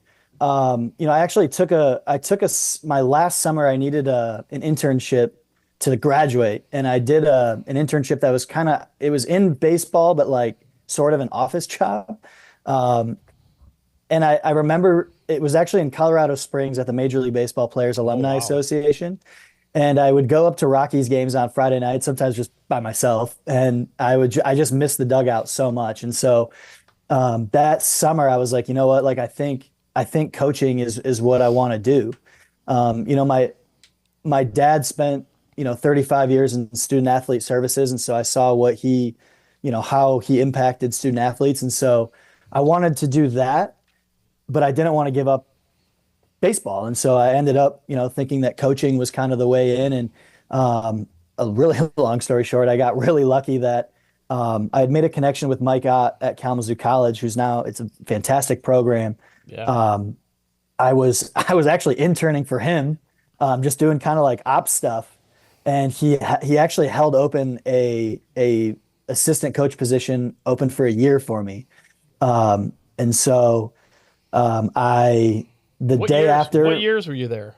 I was there in 2020 and 2021. Okay. So the day after I got done playing, I drove across the street and started my job, and I was the recruiting coordinator, and got to do so much, man. I got to do all the hitting, got to do all the infield, and I really credit Coach Ott now looking back at he had a 23 or 22-year-old assistant that probably thought he knew more than he did, and he helped me make mistakes. He helped me grow. He let me really run with things.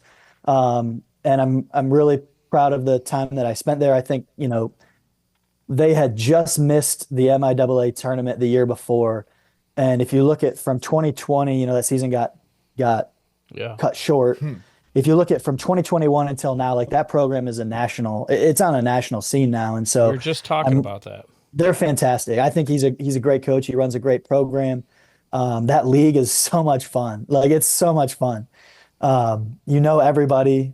I loved working all the there. coaches have been there forever, it seems Forever. like, too. Yeah. It's like I equate it to like all the neighborhood kids having like a team and like taking their team down to the park and playing every like weekend. Like they all know each other. And I just had a blast. Like, we got to work football games and basketball games, and it was just, I loved it.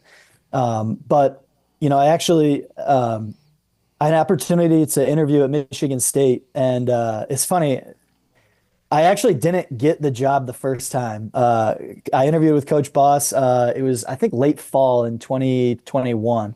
And he didn't hire me the first time. And I remember being like so devastated of like, man, like, because, I played Division I. I wanted to get back to that level as much as I loved working at Kalamazoo College. And so I was pretty devastated. I remember that one well. But then 6 months later, right after the season, in 21, he called me back and hired me, and That's really neat. Yeah, it's cool. I spent 4 years there, in a bunch of different roles. Was the volunteer for the first 2 years while that was still a thing in the NCAA. Yeah, you're not allowed to have that right now anymore, right? Yep. There's no more volunteers. Wow. Yep, they got rid of that in 22, 20, after the season of 23. So I went. I was fortunate enough that Coach Boss kept me on when that role went full time, and so I got to wear just a ton of different hats there, and ended up being the hitting coach the last year or 2 years. I can't remember when that all flipped, but I loved it. Like I loved it. I loved working with that staff. The players there mean a ton to me, and I'm really proud of my 4 year run there. I think that we improved the program. I think it's in a better spot. And maybe when you look at wins and losses, I think a lot of the outside world does that. But I think for the challenges that you have there, I think we did a really, really good job. And that kind of, go ahead. Yeah, go ahead. I was say, so you're the recruiting coordinator at Kalamazoo. Yep. Then you go to Michigan. I mean, those are it's both baseball, but it's two completely different worlds. Completely different. When you're at Kalamazoo and you're trying to convince someone to come there compared to when you're at Michigan State, how are the approaches different? Like if you're coming in and you're trying to get Mike to go to Kalamazoo, but then you're trying to get Jay to go to Michigan State, what are the differences? I think it'd be the other way around, but go ahead. Wrong. I think it's, I think you just target a different type of kid that they all have similarities of what you want. You want somebody that's a hard worker, that's curious, that takes pride in what they're doing. But at the same time, at Kalamazoo College, you're certainly looking more in the state of Michigan. We didn't do a ton of we didn't do a ton of things outside of the state of Michigan. We had a ton of success with in-state kids. You're certainly selling at Kalamazoo College, one of the big sells is that you're going to graduate in 4 years. They graduate kids in 4 years, and you're going to have a great degree and move on and do great things in the world. At Michigan State, it's a little bit more of a little bit more national brand. We recruited Chicago hard. We had some West Coast guys, but for the most part, Michigan, Midwest guys, and you're selling, we're going to turn you into a professional baseball player. And for the most part, we had good success with that. GPA, at least in my time. GPA is different, right? Like for a little bit. Kalamazoo D3, just a recruiting side of the game, right? Yeah. Well, you have to find the academic scholarships too. You have to find every little thing that you can do. Well, I got a funny Mike Ott story, and you might have even been there when this happened. Now that maybe. So he called me. I remember I was at Home Depot, and my son Tommy was a junior, I think, at Cardinal Mooney. But I was coaching Stephen Rule in the summer. So I I forget might have which been there. I forget which order it went into, but he's like, Rice, hey, tell me about Tommy. What's his deal? You know, and I'm like, oh my gosh, this is my first phone call, and it's my son. Like, if my heart was, I'm like, well, I'll tell you, you know, he has a 3.1. He goes, oh shit, that's not going to work. And I was like, but it was a good story to use. just But then, instantly. but listen to this. So like 10 seconds later, he's like, tell me about Steven Rule. And I'm like, well, he's got a 3.15. He's like, yeah, tell me a little bit more about Steven Rule, because Steven threw like 95, and so it was pretty funny. Yeah, but, you can make an exception. but I knew him well enough. But my point is the GPA is super important unless you throw 100 like Steven Rule. Oh yeah, I mean that's the same in any life, right? Like you can get away with coming into work late if you sell everything in the building. Like that's just how it works. Now, when you were recruiting for Kalamazoo, how often did you pull the, you know, Western's right across the street too, right? From a party. Yeah, you use that. Listen, I'm just for whatever reason, maybe you have friends going there, but Western kind of has a reputation, and you can go to the academic school and then also have, you know, it's right there for whatever needs you need. You know, you got. We would always say that you've got your little neighborhood at Kalamazoo College, but you're in a pretty cool college town. So we would use that. Okay, so we didn't get to the Michigan part yet. Like Right. I don't know how much you could dig into that. I was around for it. You but were, like, yep. Like, how did that? Can you talk about how that whole thing? Because not only is it like, you know, It's rivals. So but how did you Michigan become State- treasonous is what he's trying to beat Right. around the bush of. Yeah. Yeah. You know, I think when you like sit down and you think about like your career when you're first mapping it out when you're like 22, you probably don't like think you're going to go from one in-state rival to the other. That's probably not on your like roadmap. And to be quite honest, like it wasn't even on my radar.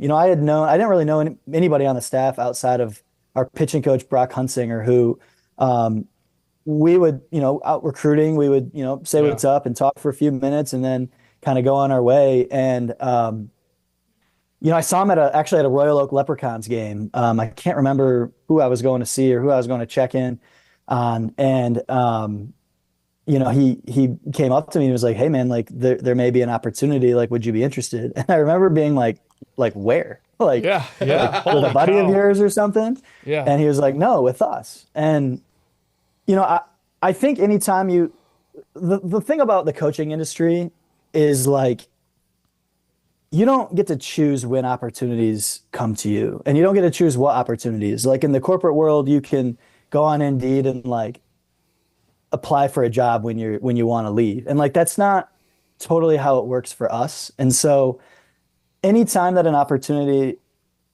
you know, comes to you, I think that you have to take a good hard look of like, where are you? What does the future look like? What do I want to do? What does 5 years from now look like? And certainly I had opportunities previously at Michigan State, and for timing or for maybe it just wasn't right. I didn't choose to do that. But this one felt like the right time, the right staff, the right program. It just ended up being that they were in-state rivals. Yeah. But, you know, one of the interesting things about it has been that like Jake Boss worked at Michigan as well. So like if there was anybody that understood, like when I sat down in his office, like he understood. And I'll always be grateful for how our relationship with that and how he took it. And so, you know, it's certainly unique. Yeah. But the past weekend was a little weird being in the other dugout, playing against I all the want to guys. talk about that too. Yeah, eventually, it was a unique weekend, but I'm super grateful for my time there and have absolutely loved the last year at the University of Michigan. I think it's a life-changing place, both academically, on the athletic side.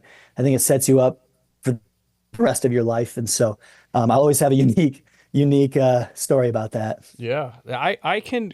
So, you know what I do for a living, right? On the telecom side. So I call on CEOs every day and I talk to big wigs in suits. There's something about Tracy Smith that intimidates the shit out of me. I can call any coach. You know this, right, Brady? I'll call any coach. We're not curing cancer here. We're just talking baseball. No, yeah, you're a big deal, Mike. We know. No, I'm not saying that. There's something that's going to be my goal from now till the end of this show. Whenever this show ends up, they end up kicking us off. Is for me to have a conversation with Tracy Smith. But it's probably a pretty cool. My point is working with Jake Boss, who's a freaking pro, and now working with Tracy. Like, again, in the business world, it is all about relationships and who you know, and you make an impression on those two types of people. The sky's the limit for you as far as where are you going to go next? What are you going to do next? I imagine. Yes, the way that I think Jake just won. I might get the number wrong, and I'll feel bad if I do. I think he just won his 500th game. We got the lookup guy, so maybe. Jay. So Adam Broski hit a run rule walk off for his 500th. 500th win. Remember we had game ender, not a walk off. I call it run rule walk off. Run rule walk off. Game ending hit. Walk offs are a little more exciting. So he's a little past a couple past 500. So I've had the opportunity to work for somebody that's won over 500 games, and then I was fortunate enough to be in the dugout for Tracy's 800th win opening weekend, and so. When you take a step back and take the logos off, I think you get to. I've had an opportunity to work for two people that know what they're doing at a high level, and they have similarities, but they also have differences. And I think working for one helped me work for the other, and their relationship goes back 10, 15, 20 years. And so even before I had heard from Skip, he had called Jake, and that's kind of how our industry works. Would have been nice for you to know that right before you're probably shitting yourself going to talk to Jake. I had been tipped off a little bit, but it was a unique couple days there in my life. That's really cool, really freaking cool. So being at a spot like Michigan, where there's a lot of big sports. I mean, football's king basically everywhere. Basketball just wins a national title. Hockey has a long lineage. How do you battle for the oxygen in the room and the resource? I know there's a ton of money around there, but you have to fight for every scrap you can get and all the attention you can. What's that like at a place like Michigan where, everyone's trying to get a piece of the pie and there's a lot of strong programs there? I would say that.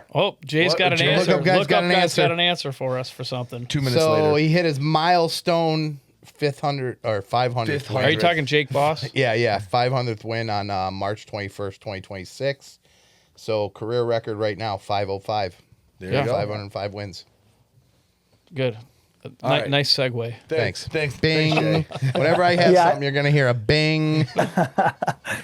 I would say that the oxygen for passion about Michigan athletics, I think, is endless.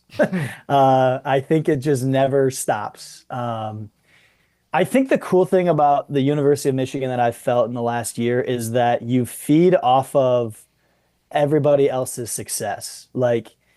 In the fall, you have a football program that's on a national level. Then the basketball team just wins a national championship. The women's basketball team I think went to the Elite Eight and had, I think, the second most wins that they've had ever.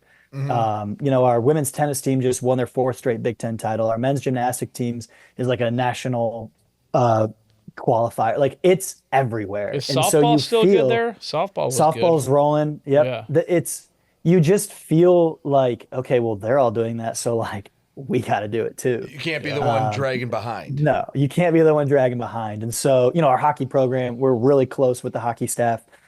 Skip and Brandon are always hanging out in the office together. So you just feel it. Every day you come to the office and it's it's for something bigger than yourself. It's there's been so much history here that you want to keep it going. And so I think it's just an internal fire that's this place breeds that you want to win at a very high level.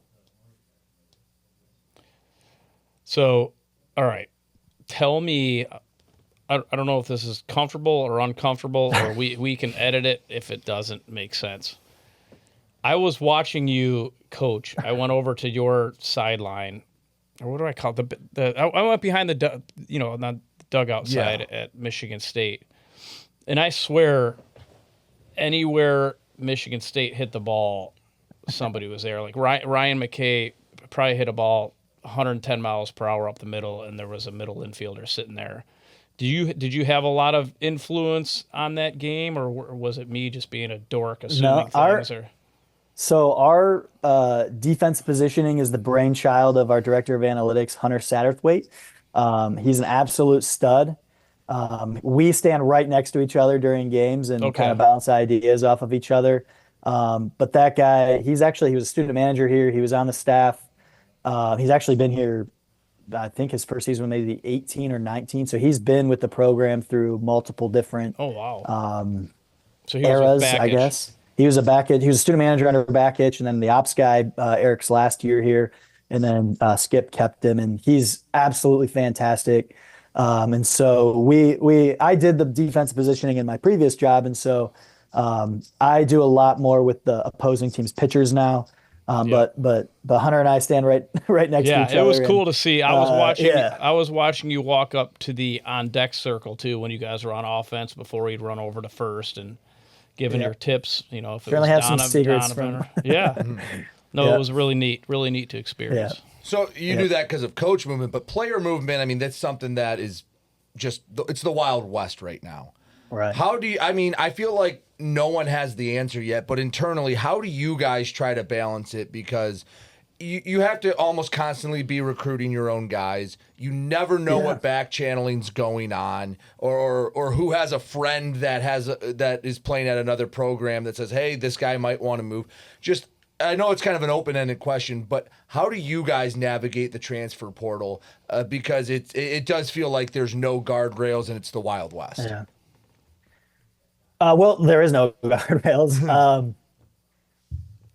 I think that it's a challenge that every coaching staff is trying to figure out how to do. I think that you just have to assume that everybody is back channeling in some way, whether it be through parents or teammates that they have from summer ball. I think the cool thing about the University of Michigan is that like this place is hard to leave. When you get to the University of Michigan, like this place wraps its arms around you and wants you to succeed in life. And so certainly we don't have 100% success rate in getting people to stay. But I think when you create an environment that socially, athletically, academically, where you want what's best for the person, I think kids are more likely to want to stay. And we're not perfect. It's very hard in today's world. There's so much player movement.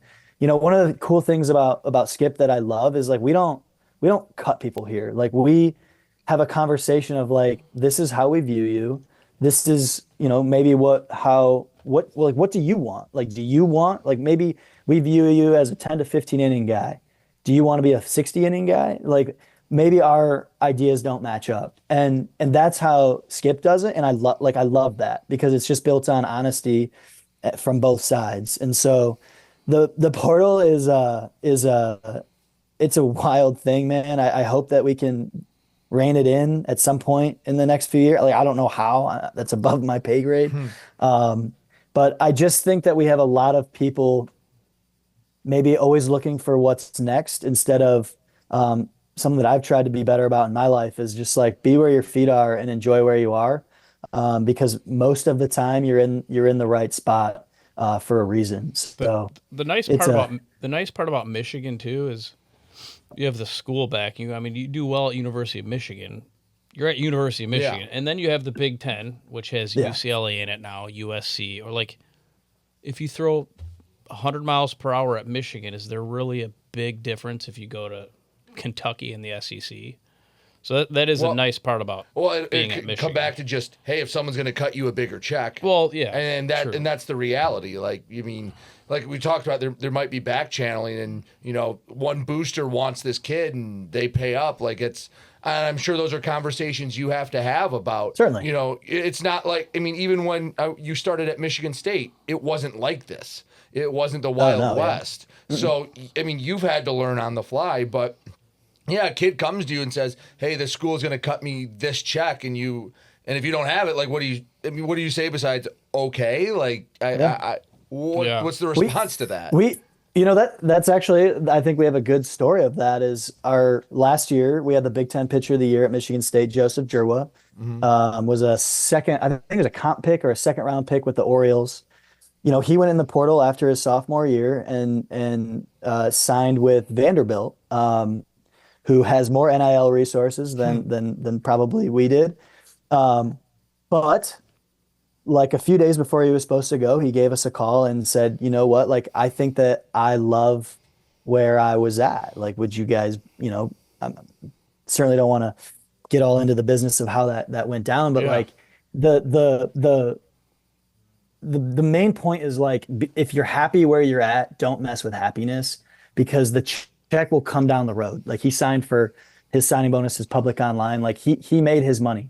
And, I think at the University of Michigan, the degree that you get here will pay off down the road farther than any NIL check for 1 year or 2 years that you'll get. And I think getting 18, 19, 20, 21-year-olds to like see that is a challenge sometimes, but like, this place takes care of you for the next 50 years of your life. Oh yeah.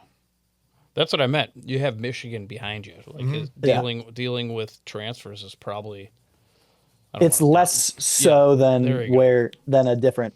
Yeah, it's still a problem, just not as big of a problem. Right. The other thing I always find interesting is, everyone always goes, the South is where people go to play baseball. Is it hard to convince a kid? Because let's say you go out of state, and I'm just going to throw Kentucky. There's a kid out of Lexington that's awesome, and you're recruiting him, and you have to convince him to come up north. And hey, we might not be able to go outside till mid to late March. How do you combat all the Southern schools with just the weather when someone throws that complaint out there? Because that's the biggest thing is, Northern schools, they always struggle because of the weather and they can't be outside, and you're going to be hitting indoors until mid-March. Yeah, I think that's I think you just embrace it and you just tell the truth. And if somebody's not interested in doing that, then maybe they're not the right type of person that we want in the locker room. Like, I think this place has been built on like tough dudes that are blue collar and are willing to do whatever it takes to win for, I think Tommy Henry said it best, the 8 letters across your chest. And so certainly when I recruit, like, I want dudes that embrace that. And we certainly run into that. But our roster, we have a pretty big West Coast flavor on our roster right now. So I think that the University of Michigan supersedes snow. And so that's a good way to put it. So wait a second. So I'm thinking about the timelines here. You're just now getting out for I don't know when it starts, but really it's fairly new for you being out there recruiting for Michigan, for you personally, right? Yeah, I got here. The last few weeks of the summer recruiting cycle last year. Oh, okay. I was out from Michigan. Like, the Futures Games event in Atlanta, I think, was one of my first events. Okay. So it's been about 8 or 9 months of recruiting. Are you getting on planes and things to go recruit now, or like because Michigan is not just looking at Livonia, right? No.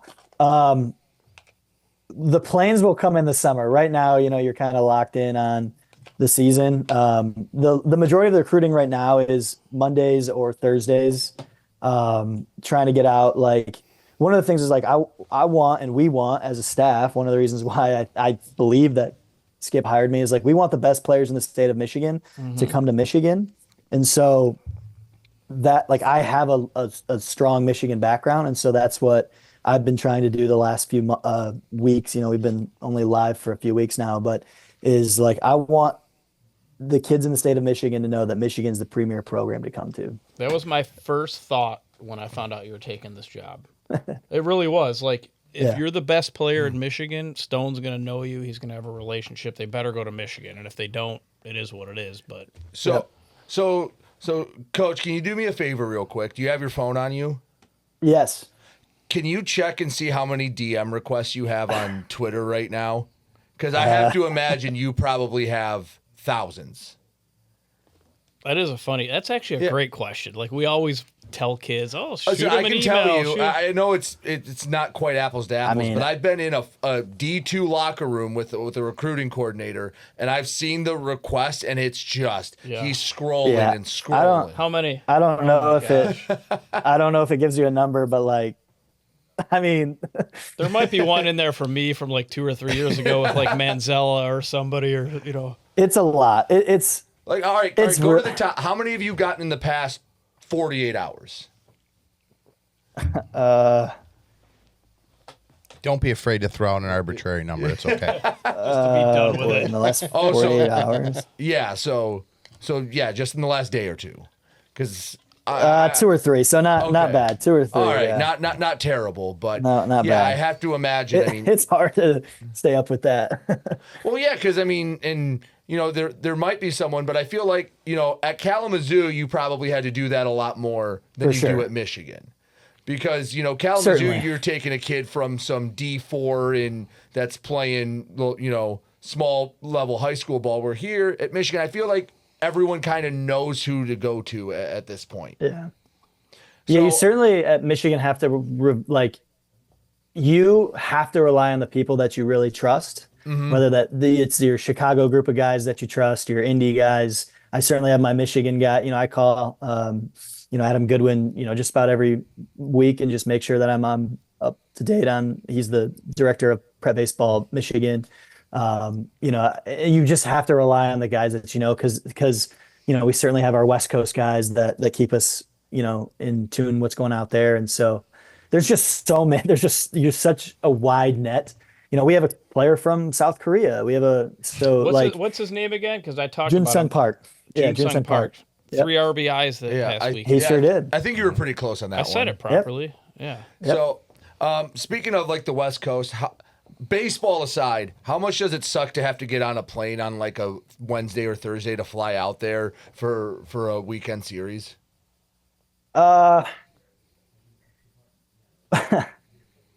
We travel well at the University of Michigan, Right. So Yeah. it's He's sitting Probably first pretty class. nice, actually. Yeah. it's not what like for us this year. Our travel was relatively easy because like we spent a week out in California. We did have a tough where we came home for 3 days and then had to go back out to California to play UCLA. So that was a weird one. It's weird. I would say going out isn't the problem. I think the Monday that you're back is the issue because you're taking a red eye back.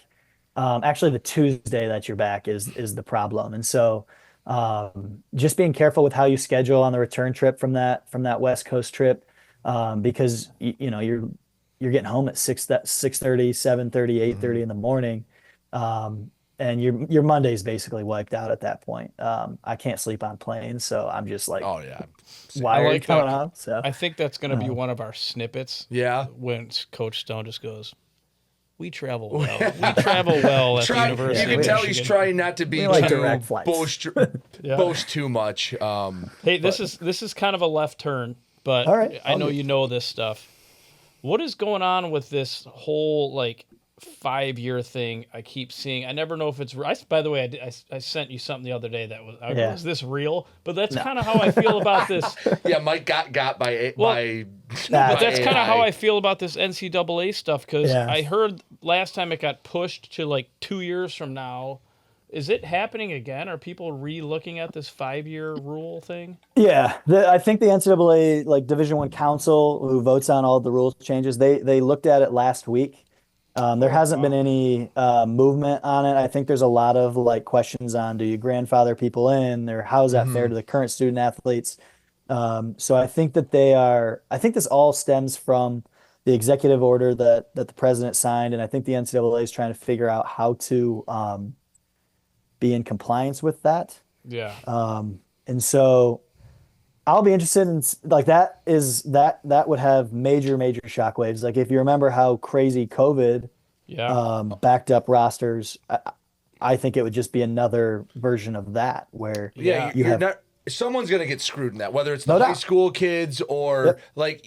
at some point you have to rip the Band-Aid off, and you can just say, okay, you know, every incoming freshman now has 5. It's just, someone's going to be upset with that.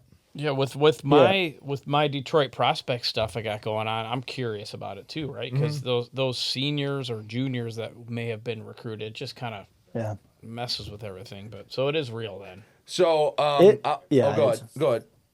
Nope. Okay. So I was going to take another left turn, and I'm going to throw Mike under the bus. Oh, jeez. Yeah, because so I don't know if this is a sore subject, but, you know, a couple weeks ago you lost a midweek to Oakland. But I want to congratulate you. Guys talking about Coach because Nelson Mike said it didn't matter, so you really didn't lose that game. So congrats on, you know, taking away one of those losses. Well, before you answer that. Well, no, you answer it first, and I got. I was just congratulate, like, you're just being a smart He thought ass. he lost a game, but Mike annulled it. Well, I've learned some things, Coach Stone. Like, this RPA thing is real in baseball. Like, the midweeks do matter. Yes. And, I didn't think about. You guys are like, what do I have you here? Are you guys like 45 or 47 in RPI? Yeah. I was hoping this would come up actually as I was thinking about talking to you tonight. Yeah. Mike. I too once believed that midweeks didn't matter at one point in my life. Midweeks are like the most important thing for us, like from now until the end of the season. Like so we're I think at 42 in the RPI right now. We actually just switched to midweek. We're gonna go down to Miami of Ohio tomorrow. And play. They're, I think, in the 50s in RPI, and so they're 53. We weren't sure if we were going to bring this up to you or not. We weren't sure what kind of like. I heard that it was kind of going crazy, but yeah, the RPI is one of the most important things that the committee looks at when they're looking at large bids, and so like you have to take that into account in your scheduling, and so for us, like as long as the RPI still allows you to lose points for winning games, I think you're going to have this issue in college baseball. Like even if we would have won tomorrow with our original opponent, I don't actually, you can't see the numbers. There's no way to know until the day of. Like there's a chance that we would have lost RPI points. And so you enter this like conundrum of like, what do you do? And so for us midweeks, we can't afford to slip up. We're playing every game like it's game 7 of the World Series because we're right there on the bubble and with about a month to go. And certainly everything's out there ahead of us for us. Yeah, that's so interesting. I've learned so much just in these like 6-7 weeks we've been doing this. Yeah. I was talking with Jason Hill last night, who's a really good friend of mine. Actually, I think Brennan's on your team, but he's really into this RPI stuff. So we were talking for an hour about it last night because we're dorks, but I really meant it, kind of like, who cares about the midweek? But then, holy cow. I thought that at one point in my life too. Like whatever, but. Well, I mean, no, you're not going to take the, like, okay, if they lose a midweek, you're not going to take as much stock out of that as a series that's, being played on the weekend. But it's still important. You're just not going, okay, this is the truest indicator of what a team is. Yeah, it's going to be the conference games, but midweek still hold a lot of value. Yeah, especially if Michigan's 47 right now, right, and they win tomorrow, like they got to hold strong there because of the way the field of 64 works. So really, really cool. Yep. So tell me about Colby Turner. I got to ask. These guys make fun of me because he's your guy, right? I look at stats. I finally got to see him in person last week when you guys were at State. And I love his swing. I love his approach. I saw the defensive play he made yesterday up the middle with the Jeter throw. Tell us a little bit about him. Dude, Colby's a gamer, man. Like, I think there's so much to like about him as a player. I think he plays hard. He's always looking for like you can just take away from like the hitting aspect. Like he's always looking for dirt ball reads. I think he's he's tied for first on our team with stolen bases. Like, and he's not like the fastest guy in the world, but he just like he knows how to play baseball. He's versatile with his positions. We played him at second this year, right? I think we've had him at first at times. Certainly in practice we have, but he can play a lot of different spots. He's hit, I think he's hit third in our lineup, second. We've let him off. And the one thing that I appreciate about Colby, as like a hard-nosed guy that's like, Colby's not always gonna like be the one that like tells you like how he's feeling. Like, he's pretty like regimented in his day to day of like, he's a blue collar guy. Like, I'm just going to play no matter how I feel that day. I do appreciate that he works on things that he needs to get better on. Yeah. Two of those things being that we've worked on this year is certainly cutting down his strikeouts and cutting down his chase rate. And two things that he has absolutely improved on this year. And I'm proud of him for that, of seeing, okay, these things are things that I need to get better at. If I want to reach the goals that I want, and he wants to be a professional baseball player. And I think that he's shown ability to get better at things that he needs to get better at. Does he have any years left? He has a year after this one. Oh, okay. But I imagine he'll be pretty sought after. Yeah. In the draft. But he'll have a little bit maybe of like He'll have some leeway, sure. Negotiating power. Yep. My comp is Alex Bregman. Is that a decent comp? Like, yeah. Kind of stocky, strong. Yeah. I don't know if stocky's the right word, but. So, as a coach, have you ever endearingly called one of your players a dirtbag? I heard this last week. I think Colby Turner would be an endearing dirtbag. Noah Miller is an absolute dirtbag. Yeah. Like, I was just curious if that was a Mike Rice special or if that's something like, hey, man, you're out there, you're playing well, you're playing like a good dirtbag out there. Yeah, I think they should wear that as a badge of honor. Like, I do things like the dirty. He's like, a gritty player. Yeah. Yeah.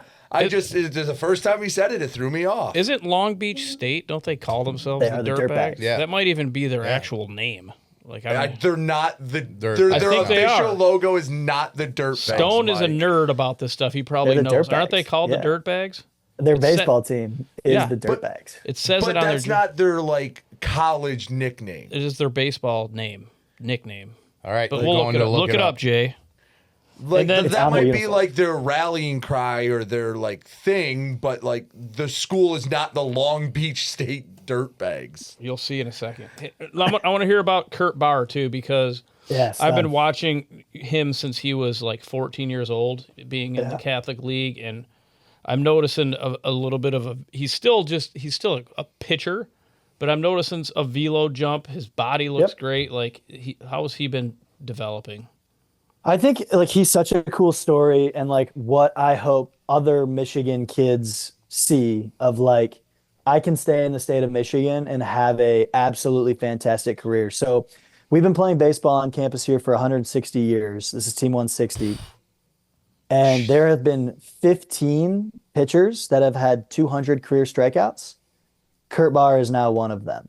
And I told him that the other day, that like, I hope that he like, when you're 22, like you don't like whatever, but like when you're 30, like I hope that he realizes how impressive that is in an era where like people don't like stay places for 4 years. And so Kurt is, I call him the enigma with like my friends when we're talking about baseball. Like he throws, 88, 90, 91. He throws this breaking ball that like, I don't even know what you would call it. It's like a cutter slider thing. And It looks like it goes straight up and down on TV though. Like it actually goes across. It's an enigma. Like, Yeah. I'm not going to give out how I think that people should hit it, but Right. like they just don't. Like, however metrically, like it's not even like a crazy metric pitch. Like it's not above It average looks weird on metrically. TV. It just doesn't get to the plate is how I think Brock like describes it, our pitching coach. And like, I remember Dylan Carey from Nebraska, they're very good shortstop.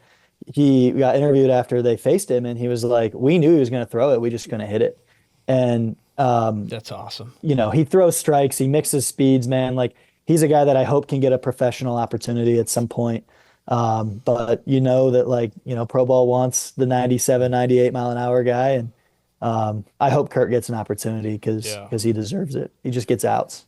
Yeah. So real quick to update, I think me and Jay both looked this up. Yeah. Long Beach State, now they're officially known as the Dirtbags. Beach. Well, the beach is their Yeah, official. but that But it stinks. says, it's Rather be the Go ahead and Dirtbags. say the answer. It says the baseball team's players and fans alike generally prefer the more colloquial name, the Dirtbags. Yeah. Started in the 80s.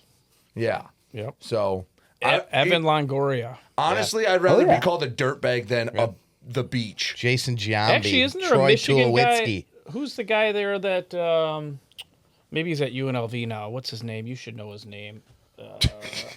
Figure it out. Coach Stone would know his name if I said it. Mike's gonna be that old guy that's He just was throwing at names out. he was at Are you talking to CMU. coach? Yeah. What the hell is his name? I don't know. I'll remember it I'll remember it like right when we hang up here. Probably so. What is I'll he? text it A to you guy tonight from when I Michigan remember. at- Yeah. A guy from Michigan at Long Beach State. Yeah. I think he might be at UNLV now. But Maybe, anyway, we love maybe Noah. San Jose we love State. Noah Miller. We love Noah Miller. We love Yep. Colby Turner. We love Kurt Barr. Like the team is Hill coming back this year? Who was that? Is Hill coming back this year? Working his way back right now. Yep. Good. Okay. Yep. All Working right. his way back. I'm just trying to look at some other names. Jeffress. Is it Jeffress or Jeffries? Jeffress. Yep. Yeah, he's a baller. I think a cool Michigan one is Evan Hager, Oh, yeah. who has certainly had a roller coaster of a college career. His dad played here. I think got drafted by the Tigers, if I'm not mistaken on that. But like Evan has had this. He went to Alabama and it didn't work out there. Went to Houston, and like this long winding road comes back to where I think he was meant to be like the whole time. And he's just like in this environment that I think he feels believed in and supports him. And he's having just an amazing career year. I think I'm hoping that we're getting him back here soon. He had a little ankle issue, but I was wondering about that. We had him as our player of the watch last week Yeah. because I noticed the move of Pace kind of going to the corners Yep. and just plugging in Hager saying go be athletic out there. And then I Yeah. didn't see him this weekend, so he's got an ankle. He has He'll be two of them back. probably. yeah, he's got two. Yeah. I know. So, Mike, you got anything else? I could do this for I another know you. 3 Yeah, I could- hours. I know you could. Be fun. I mean, I feel like every coach we've had on, we could sit and talk to for 3 hours. Well, ideally, if we keep this thing going, I want to have Coach Stone back on in The off like season? no. No?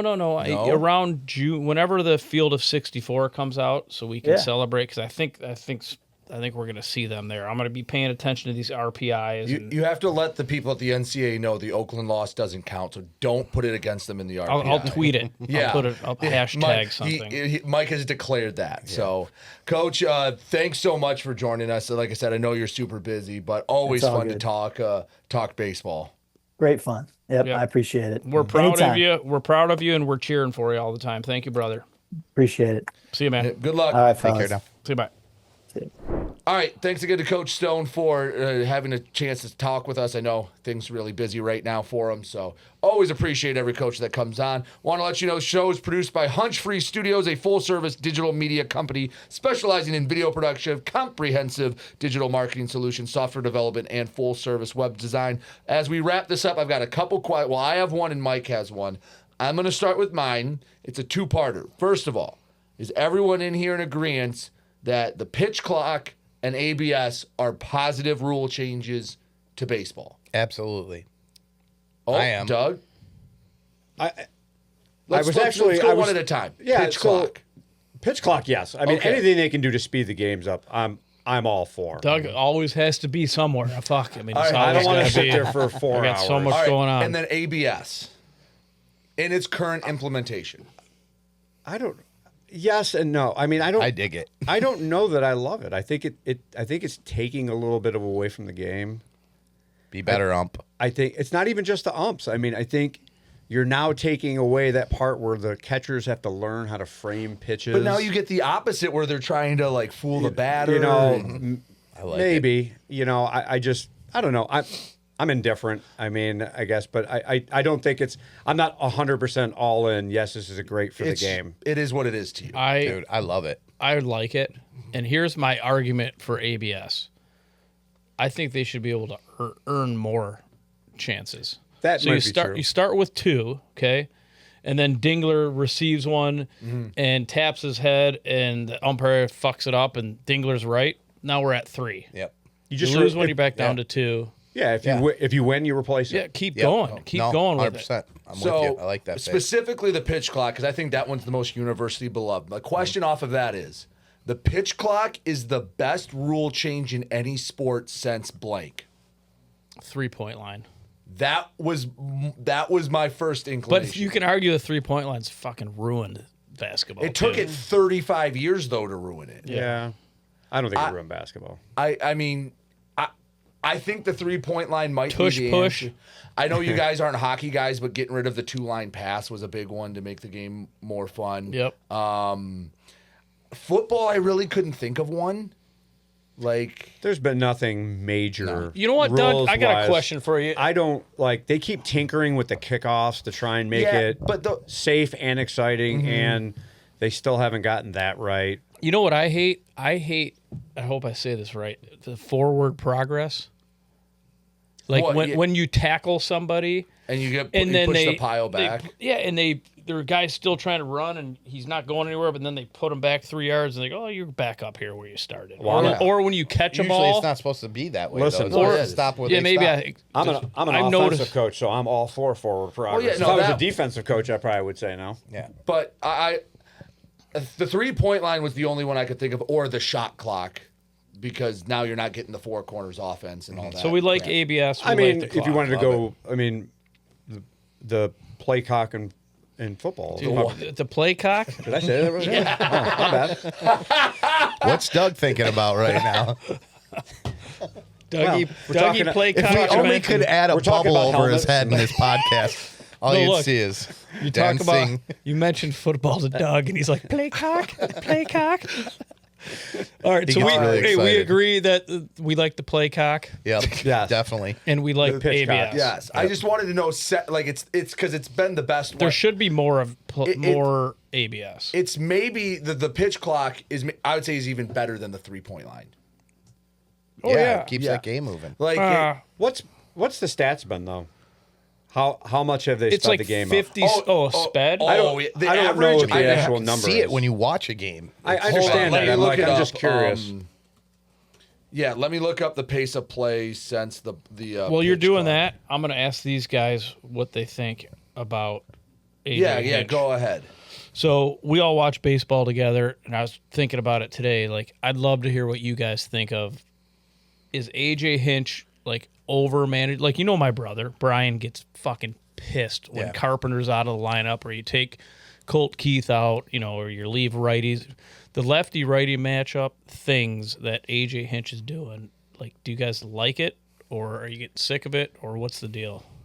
I think it's like anything else. When it works, you like it. When it doesn't, you don't. But I think you have to put up with it because I don't think that I think his results speak for itself. I mean, the playoff run they made last year with what they had to deal with on offense and to really be one play away Yeah. from making it to the championship series. How do you argue with a guy when we actually had a game in the playoffs where we had to pull our face of the franchise offensive guy off the field because he couldn't get a hit. Yeah. So real quick- you have an all-star. What other team has an all-star they're taking Out their of a pinch game. That's hitting what from? I'm saying. At any moment. But that's what I'm saying. But he is had that to. he's a fucking all-star. I know, and he had to pull him. Yeah, but he had to. Did he? Yeah, he was. What? I mean, we'll never know. the But guy like, couldn't hit the ball. I'm getting sick of it. I think. But like today, We'll the see day if we're it bites recording, him. it worked. Like you don't It does. remember when it worked because he pinch hits Jahmai Jones for Kerry Carpenter and bang single that scores 2 runs. Now they fucked off and lost the game. Yeah. But that's a situation where it worked. Real quick, the last year without the pitch clock, the average game was 3 hours and 3 minutes. Last year, the average game was 2 hours and 38 minutes. All right, So so you almost get a- 30 minutes back. I know you're always in a hurry. You got shit to do, so that works. The No, pitch- I'm all for and making it gives any you game and it gives it a faster. rhythm. Yeah. Because you saw the clips like the first year of like what it was without it, and you'd see guys like, all right, go with this. All right, gonna look at the call glove on time. Yeah, like no, and everyone's like, whoa, in the play. No one mentioned it, noticed it in the playoffs. Like the first month or two, you'd get 1 or 2 a game. Now you get like 1 a series, maybe. So let's revisit the AJ Hinch thing next week.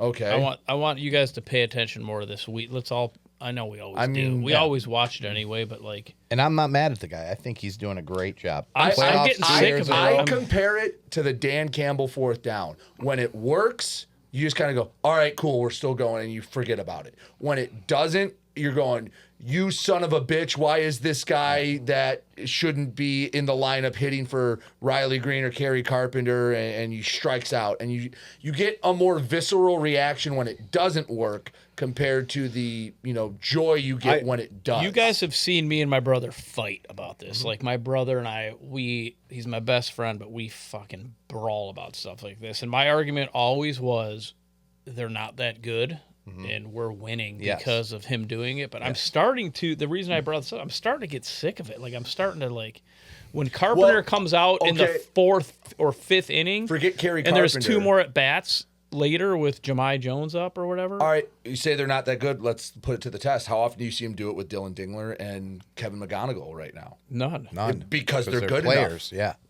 I'm with him on I think that. the Tigers Once it hurts them enough to be mad about it, then we have a conversation. Right now, the guy has gone to the playoffs 2 years in a row with a team with a team that's kind of. I mean, who am They I have to a bunch- I criticize said it pro the other baseball day. players? They're good ball players. They're all there. 8-hitters on Yeah. other teams. I think that's a little much. But I don't know. I think they have bigger problems right now. I think you have a giant cavern at first base right now with a former first-round pick. He's terrible. And you can't take him down because he'll be DFA.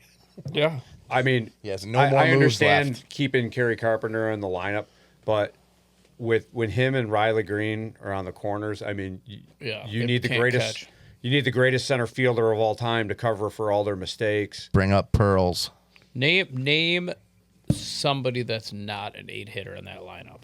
McGonigal. okay, Riley Green's Besides not, McGonigal. And that kid's played for 3 Dingler, weeks. Riley Green, Okay. Riley Green, Kerry Riley- Carpenter. Dylan Dingler Okay, yeah, might be the Dylan best D- player, the best catcher in the league. I right love now. I Riley Green misspoke. is frustrating, but that's an overreaction to say he's an 8-hitter. He's a 6 or 7 hitter. He's a 6-hitter on a championship team. McGonigal, Dingler, Yeah. I mean, Cole Keith has hit well all year. Cole, so that's half the lineup. McGonigal. yeah, The problem is McGonigal and Dingler, and Those are the two second guys baseman. that are I think truly. second baseman. Torres? He's So- a okay, so pro hitter. 6 of their No, guys You're are- saying No, not 6. I'm saying Torres. 3. Torres is a 2-hitter. He's a Not this legit year. 2-hitter. An 8-hitter is saying you are barely on the team. You are either undervaluing these guys or propping up what an We have 8-hitter more is 8-hitters than 2-hitters. I disagree. I kind of agree. We don't have any true 3-hitter. McGonigal I probably. think this is One day. I think Once you're his all power right, stroke I comes want around. you to go through, Mike, and when we revisit this, go through a bunch of other teams that aren't the Dodgers or the Blue Jays and go The how Blue many Jays stink so far this how year. many 8-hitters do they have? And Right. really, because I think, and I'm not making an old joke, but people of a certain of an older generation are used. Why- Well, You're can in the I make wrong my group point? here. Go Can I ahead. make my point? Is that you guys are used to, like, growing up, you'd have 3 guys in the lineup hitting 310. Yeah. That's just not the case There's anymore. 3 guys in the league now. Yeah, okay? now if you're hitting 265, you're hitting for a pretty good average. Yeah. So I think sometimes you're warped, or you get a warped view of what a 2-hitter should be because you're used to, like, Kenny Lofton being there, who's hitting 328, and that guy just doesn't exist anymore. Yep. Yeah. Tony Gwynn, man. Bring back Tony Gwynn. Yeah, like those kind of players. Just By the don't way, did you exist. know that Lou Whitaker's WAR is better than Tony Gwynn's? Yeah. Well, I was going through that the other day. It's Lou. That's another. topic. Still not in the hall? No. So, well, anyway, we've got places to be. So, guys, glad we're all back in studio. Me too. I'm glad you guys are back. It feels better, Yes. and you're gonna have a lot of fun when we're doing the. We're going live, and we're gonna do the GLIAC. Oh yeah, are we just GLIAC going to playoffs. announce that we're Go going to be ahead. covering the GLIAC tournament from Jimmy John's Field? So, Oh, it's sorry, gonna be good. UWM, and it's sorry. UWM, and Yes. UWM people are allowing us to do it, so we're not gonna say Jimmy John's anymore. Well, that's why I corrected myself. I said UWM. No, it's gonna be fun. We've never done a live show. We'll be pulling. Well, in- we're going to figure out the logistics of Yeah, it. we'll be pulling in some Mike's just to interviews. say live, and I don't know if it's going to be live, but we will be on no, it's location. live. It's gonna be live. We're going to be on location. So, all right, guys, glad you were back, and we'll talk to you next week here on the Walk-Ons podcast. Peace.